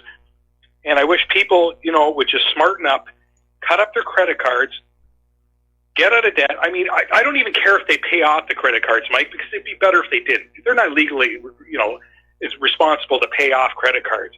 And that would crash the system even quicker. Well, and it would be I'm not, I think it's better that you try and pay off your credit cards. And the way you do that is you live a more austere life. You don't buy fancy clothes, you don't take expensive vacations, you don't drive expensive cars. Just every penny that comes into your hand goes down on those loans and credit cards to just try and pay them all off. Because when the crash comes, if you read those little credit card and loan contracts, your creditor has the right to come in and demand the full outstanding balance right there and then. For example, if you still owe, $40,000 on your house, they're going to come on in and say, we want the $40,000. And you're going to say, I don't have that. And they're going to say, well, that's fine. We're going to take the house. So it's going to get very, very ugly. We've seen these abuses before. We saw them during the crash in 1929. It's the way the bankers like to operate. Have you ever seen the classic melodrama where the villain's got the black cape and the black top hat and the mustache, and he's always in there screaming about, the mortgage, the mortgage. Well, that stereotypical image is based on a very harsh reality of what was going on during many times of this country's history. We talk about the Great Depression. It wasn't the only one. There's always been this cycle of growth and contraction, growth and contraction. It's like a giant heartbeat that pumps the real wealth of the nation and its people into the pockets of the bankers. Yeah, and eventually into the pockets of the rich people. Yes. I wasn't saying, people shouldn't pay their bills. I'm just saying, cut them up, cut up those credit cards, get out of debt. Just get out of debt, because it's easier to save than it is to pay interest-bearing debt. Absolutely. A lot easier. Absolutely. And, I haven't been in debt, and I'm going on 3 decades now, because when I was younger, I was really foolish. I should let you go, Mike. I should not have said that. I'm sorry. Well, you shouldn't have. Thank you for catching yourself on there. I don't think you got to the second syllable here. But before you go, you're talking about it. Brought back a memory. In my last year of college, as we were getting closer to the end of the year, there were actually tables that were set up on the quad by credit card companies, where they were just getting the students to come on in and just sign them on up, get them onto that plastic just as quickly as they could. Yep, get them onto the interest-paying gravy train. Yep. Anyway, Mike, I'm sorry I let that slip. But when I was young, I was a little foolish, when it came to cash. I think a lot of people were. Yeah. I think it comes in and forever, right? And then the economy starts to change and things change, and, you get older and you break down, and now you're not, it's an old story. Thanks a lot for your time, Mike. I appreciate it. All right. Thanks an awful lot, Al. Well, if you really think about it, our society encourages people to be foolish with their money, because that makes it easier for them to be looted by credit card companies, by, the banks, by mass marketing campaigns. The people who are at the top of these corporations and government, all you are to them is a money machine, or secondarily to breed new workers and new soldiers. But that's it. It's getting the money out of you. That's all they really care about. And you can see that from the fact that so many dangerous, bad products are being marketed to us today. And as long as they make money, that's all that really matters. So people are getting sick and people are dying. Yeah, there's too many people out there anyway. All right, let's grab another phone call here. Gary in Arkansas, rather. Welcome to the show. What's on your mind? Yeah, about credit cards. I don't have a credit card. I have a debit card. So if the money's not in the bank, you don't buy anything. But I had a friend of mine that had, about, I don't know, somewhere between $5,000 and $10,000 on his credit card. And I had him, they turned it over for collection. I said, let it go into collection. And when it went into collection, they talked to him, and then he said, here's my financial advisor. And so I got on the phone, and I explained to them they've got no skin in the game, that there's no contract between the credit card company or this collection company and my friend. And if you don't believe me, you better get a hold of your supervisor. So he did and called back. And he said, man, where did this guy get all this information he had? He's exactly right. Okay, so well, Gary, you know, I don't want to have bad information or bad recommendations going out over this radio show. There doesn't have to be a contractual arrangement between the credit card company and the collection agency.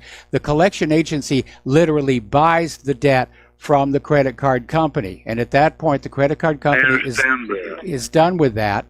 I understand that, but it's not legal, and they went away. I think that's bad advice here. In any event, if you have any plans for the future, you do want to try and maintain good credit. Just don't get reckless with it. Gary, we got to let you go and take a break for commercials.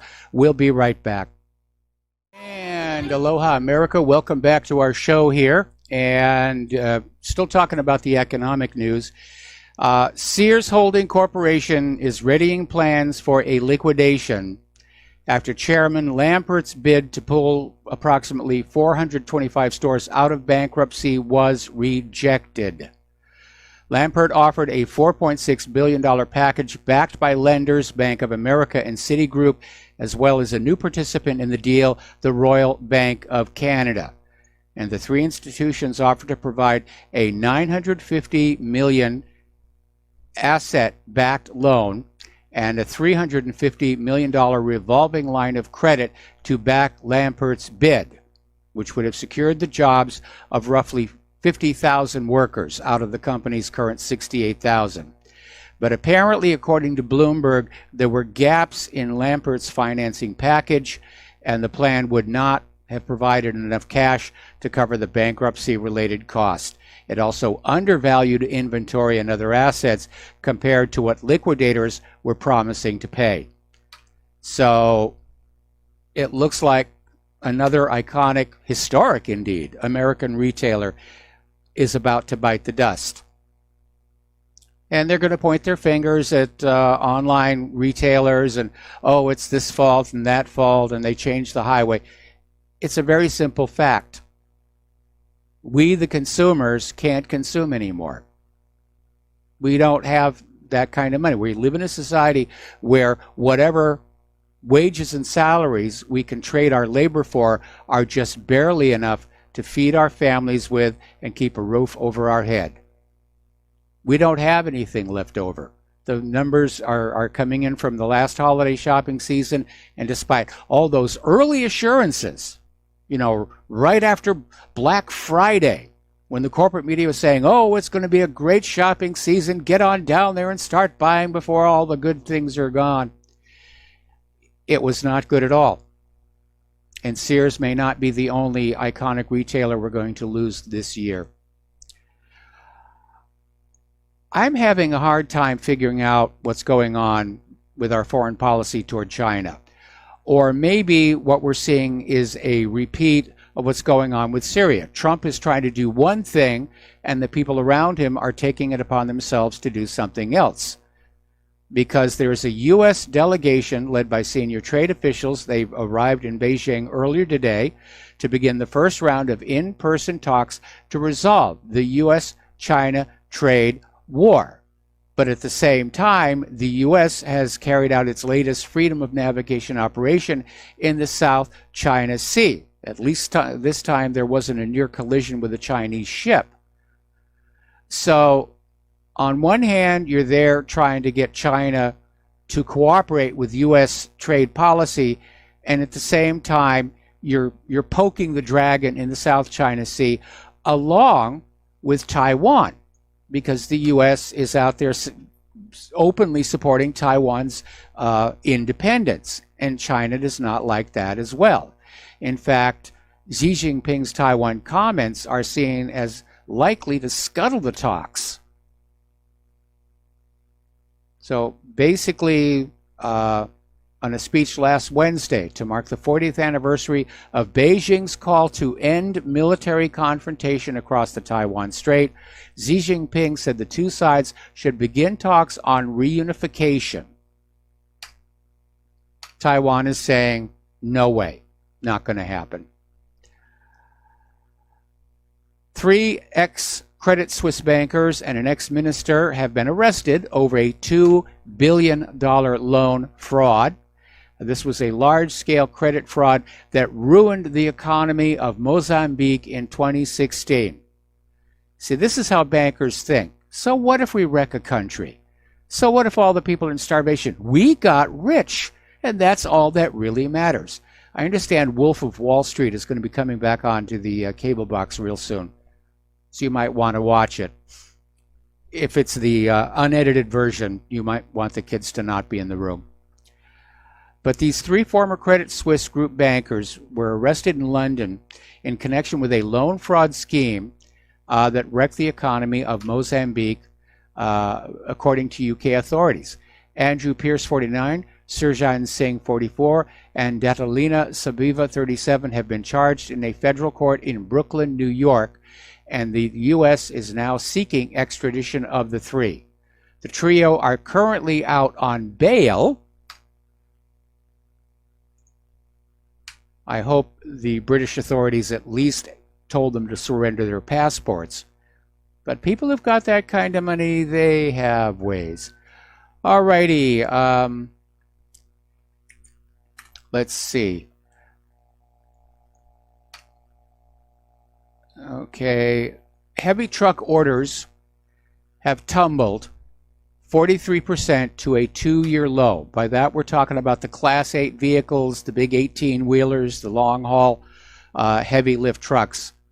And if people aren't ordering new trucks, it means they don't have anything to ship. That's another bad indicator. We're going to take a break for phone calls, for commercials. We've got another caller waiting on the line after these few words.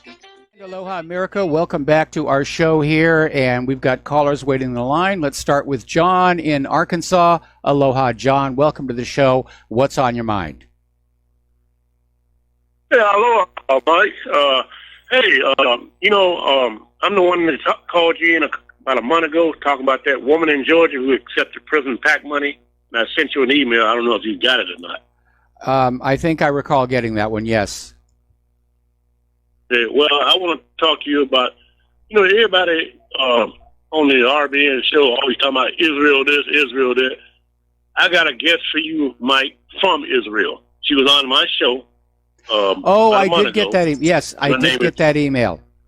And I sent you a reply. Thank you! I love you forever now. You won't regret it, Mike. All right, I'll look into it. I do want to start having more guests on the program here, and Claire's actually offered to step on in and become my show booker in her copious amounts of free time. Okay. But I want to just reiterate, another RBN host, we won't name, turned her down. Don't want to hear nothing she got to say. Well, I'm not I'll making see any you simple promises. myself. I mean, I have to look into this person and what they've got to say here. Even though I want to have more guests, doesn't mean I'm going to let just anybody onto the microphone here until I find out more about them. Understood. Okay, so John, Understood. thanks an awful lot for the contact. I am looking at it, and let's switch over to Jim in Ohio. Aloha, Jim. Welcome to the show. What's on your mind?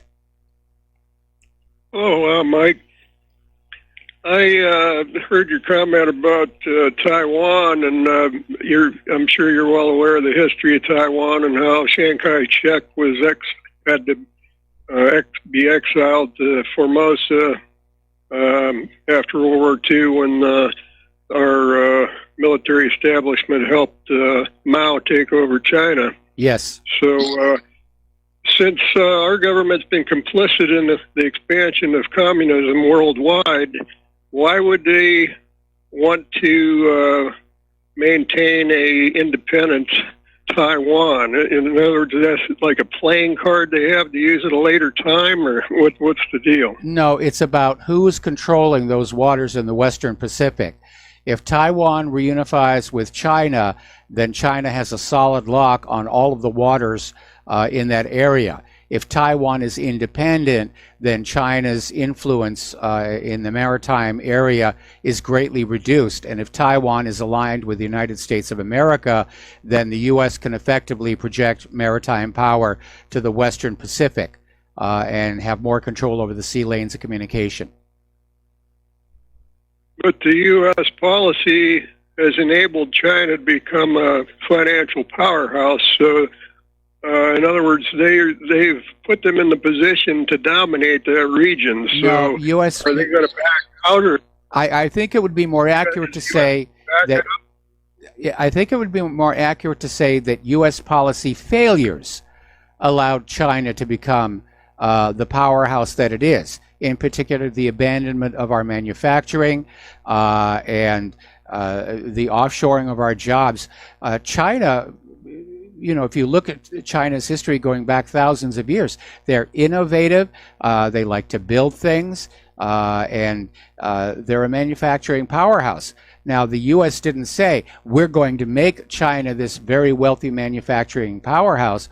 What U.S. policy, very short-sighted, did was to say, well, we, the United States, we have control of the world's global currency, so we don't need to worry about manufacturing or anything like that. But as more and more countries turn away from using the U.S. dollar, it's reaching a crisis point.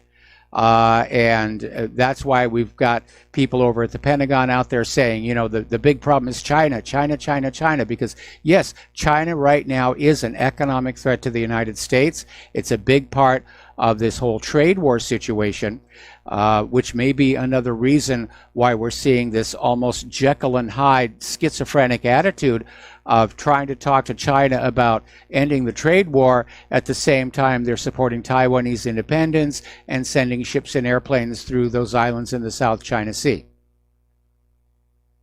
well, in other words, your theory is that our government has been a failure in their policies, but you give them the benefit of the doubt that they're working for the best interests of our country, where I take the position that this was all planned, and they're not that stupid. They know what the results of their actions are going to be. They didn't get to be in positions of power by being stupid.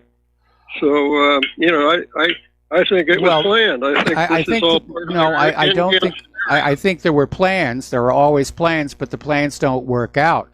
And I think what the situation is that a lot of these people who are in these positions of powers, they're doing what is in their own best personal interest, not that of the country and the American people. What they want to do is basically get everything working to make themselves more wealthy and more powerful. But sometimes it breaks down. And I think that's what's happened here, is that all the planning that the U.S.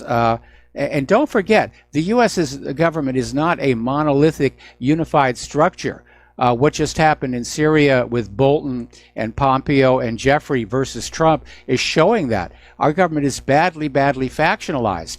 And so you're going to have this one group over here that's got this agenda relative to China. You're going to have this other group over here that has a different agenda relative to China.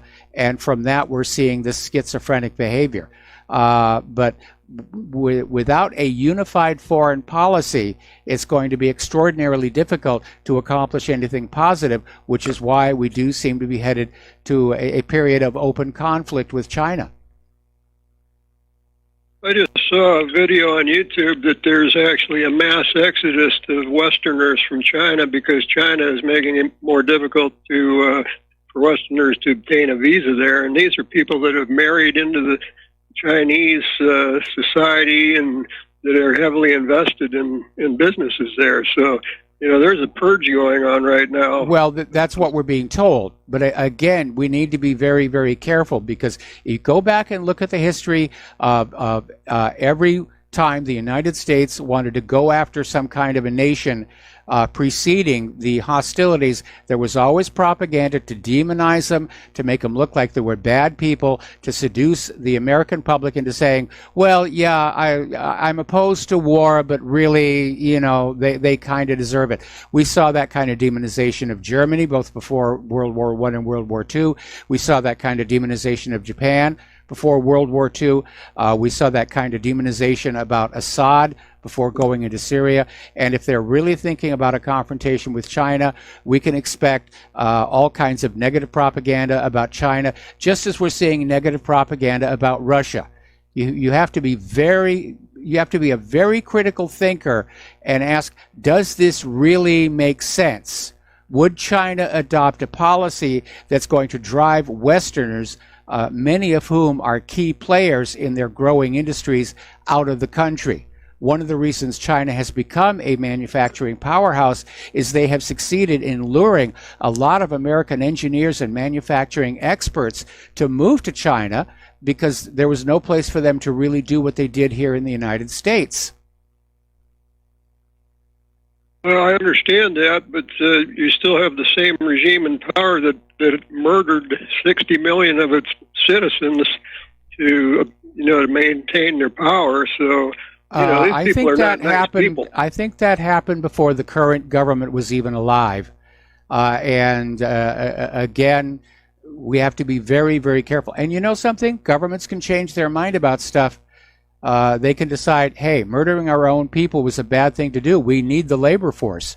I mean, China just recently rescinded the one-child policy or two-child policy, and because they need more workers. And yes, there's a lot of robotics, but there's a lot of things robots won't do. Anyway, listen, Jim, we're going to let you go, and thank you very much for the phone call. All righty. Now, end of this month, the price of a forever stamp, the first-class postage, will rise from 50 cents to 55 cents. And this despite the rather abysmal quality of the Postal Service. And for somebody of my age, it's a bit of a shock. Because I remember when I was a kid, the price of a first-class stamp was just pennies. Just pennies here. Now, outgoing Democratic California Governor Jerry Brown, Governor Moonbeam is finally fading into history, basically came on out declaring that Officer Ronald Singh's death had nothing to do with the state's sanctuary laws, even though, of course, that Corporal Singh had been killed by an illegal immigrant who had been shielded from federal immigration authorities by California's SB 54. But Brown is out there saying, oh, no, had nothing to do with it. Just trust us, had nothing to do with it, because if we'd been allowing immigration to do their job, this guy would still have been there, and he still would have shot the police officer. It's just no difference at all. They're still trying to protect that open borders situation as more and more people gets very, very angry about this. You want to talk about a difference, okay? Germany, which was leading the way for mass migration to Europe, has now started a program to bribe these migrants to go back home. And they're basically, the campaign is called Your Country, Your Future Now. And they've got billboards in 7 languages across 2,500 locations across 80 German cities. And the deal is, if these migrants will go back to their home countries, Germany will pay their rent for the first year they're back home. So what a hugely expensive experiment this has been for the taxpayers of Germany, to first have the migrants flood on in, cause all kinds of mayhem, crime, destruction, living off the social net, and now they're going to have to pay to get them to go back home. Think of how much money would have been saved if the borders would have been kept closed. George. So that's where Angela Merkel's policy has led. Let them all in, let them trash the place, get all kinds of free stuff. Now they're going to pay them to leave. Over in Great Britain, another illegal migrant who was a suspected drug dealer, cocaine and heroin, was caught roving the streets with an axe and a meat cleaver. Apparently this guy, a 25-year-old Albanian, was arrested on suspicion of drug trafficking back in April. And police released this guy without charge pending investigation and lost track of him, despite his status as an illegal migrant who was not supposed to be allowed to stay in the country. How's this all working out for you? So they basically found him wandering around the streets with an axe and a meat cleaver. That's what open borders has brought. Okay, a lot of people got caught up in this. It turned out to be a huge embarrassment, and it began with this tragic, deadly shooting of a 7-year-old Jasmine Barnes. And she was this poor girl down in Houston. She was shot dead. And somebody came on out there and said the main suspect is a white supremacist. And the media went nuts. Even some of the independent media got caught up on this.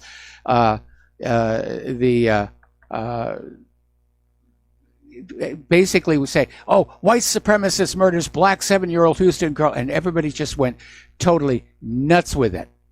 It turned out it was 2 black guys shooting into this car full of girls. Well, it's still shocking, right? We should still be outraged. No, everybody's kind of going silent on this one. Because we're only interested when we've got a white killer against a black victim, because that we can exploit, that we can use to fan the flames of racism and get some good riots going. We don't want to report on black crime. That's not newsworthy. Who cares? Let's go and find out what's Kim Kardashian doing right now. Don't give me this black on black crime here. Down in Virginia, their Democratic governor has unveiled a new anti-gun package targeting citizens' rights. And these are the most radical gun control proposals the state has ever seen. It includes their version of the red flag law, which is what they're calling, they call it an extreme risk protection order, which allows police to take away a person's guns without due process. And unfortunately, in enforcing it, they've already killed some gun owners. Now, groups like Gun Owners of America call these laws gun confiscation orders. Police go to a secret court to get the order. The gun owner is not present. He's not even aware the police are seeking the authority to take away the guns. And the burden of proof for one of these emergency risk protection orders is low. All that needs to happen is a neighbor or a family member to decide to go to the police and say, I think this gun owner is a threat to themselves or others. And it's going to cost the gun owner thousands of dollars in legal fees to try and get his gun back and restore his constitutionally protected right. Now think how this can be abused. Let's say this guy who's a gun collector and he's peaceful and law-abiding, and he's got a girlfriend, and they have an argument and they break up. And in a fit of pique, she goes to the police station and say, oh, he's talking about taking his guns and shooting up a school. And the police go and take this guy's gun collection. Without due process, these kind of abuses are going to happen. I guarantee it. It will be there. Ex-wives, somebody, you win the young lady away from some other guy, and the guy goes and says he's a gun nut. You're handing the means to inflict damage on law-abiding gun owners to people who are not gun owners themselves or who could care less. It's just another way to harm those they have a beef with impunity. All right, we're coming up here on another commercial break. We're going to be back with our last segment after these few words. And aloha, America. Welcome back to our show. Last segment of our program today, we're going to get a look at human-caused global warming because, my goodness, it is definitely global warming out there. They had the first international extreme marathon race in Russia's Oymyakon. The temperature was at 52 degrees below zero Celsius. That is cold. Moderate to heavy snow heading into the Northland. This is in Minnesota, Wisconsin, and a winter weather advisory is coming on in. It is really heavy over in Europe. They've got a winter storm. It lasted an entire week. It's brought massive amounts of snow, with southern Germany and Austria getting slammed with the greatest amounts. Apparently it's causing accidents. One person was killed when a vehicle skidded on a slick road and struck another near the town of Bad Tolls. A woman was part of a group visiting Teisenberg Mountain, was killed in an avalanche. Now, there was a huge avalanche that literally reached from Germany into Italy, and that one killed 7 people. Apparently, heavy snow has stranded 2,000 travelers at the airport in Hokkaido, Japan.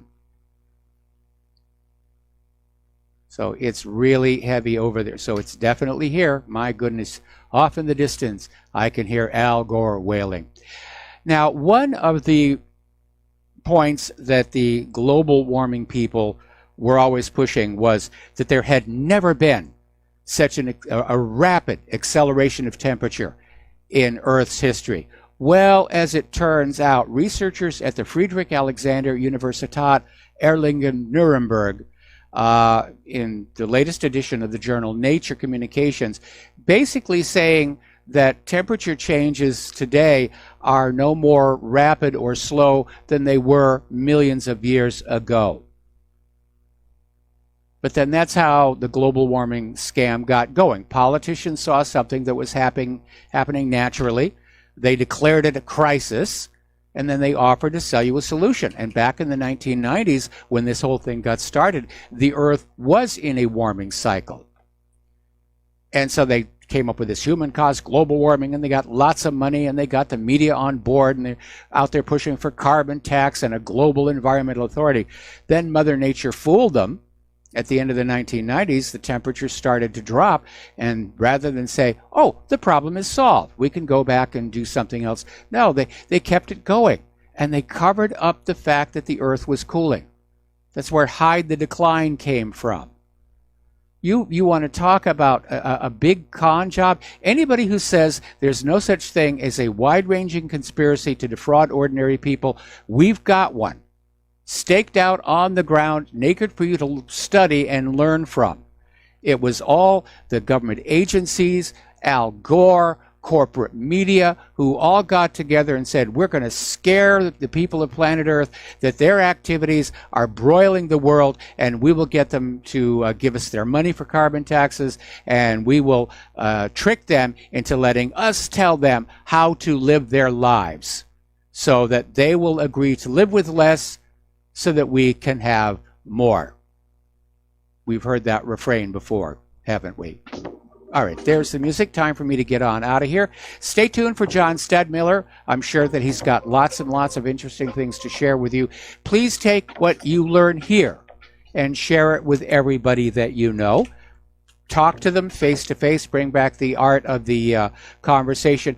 Postal mail, email, stay off of social media. They're filtering everything right now. Now they're going after pro-gun activists. to filter them and deplatform them. Anyway, please donate. We'll be back tomorrow. Aloha, America.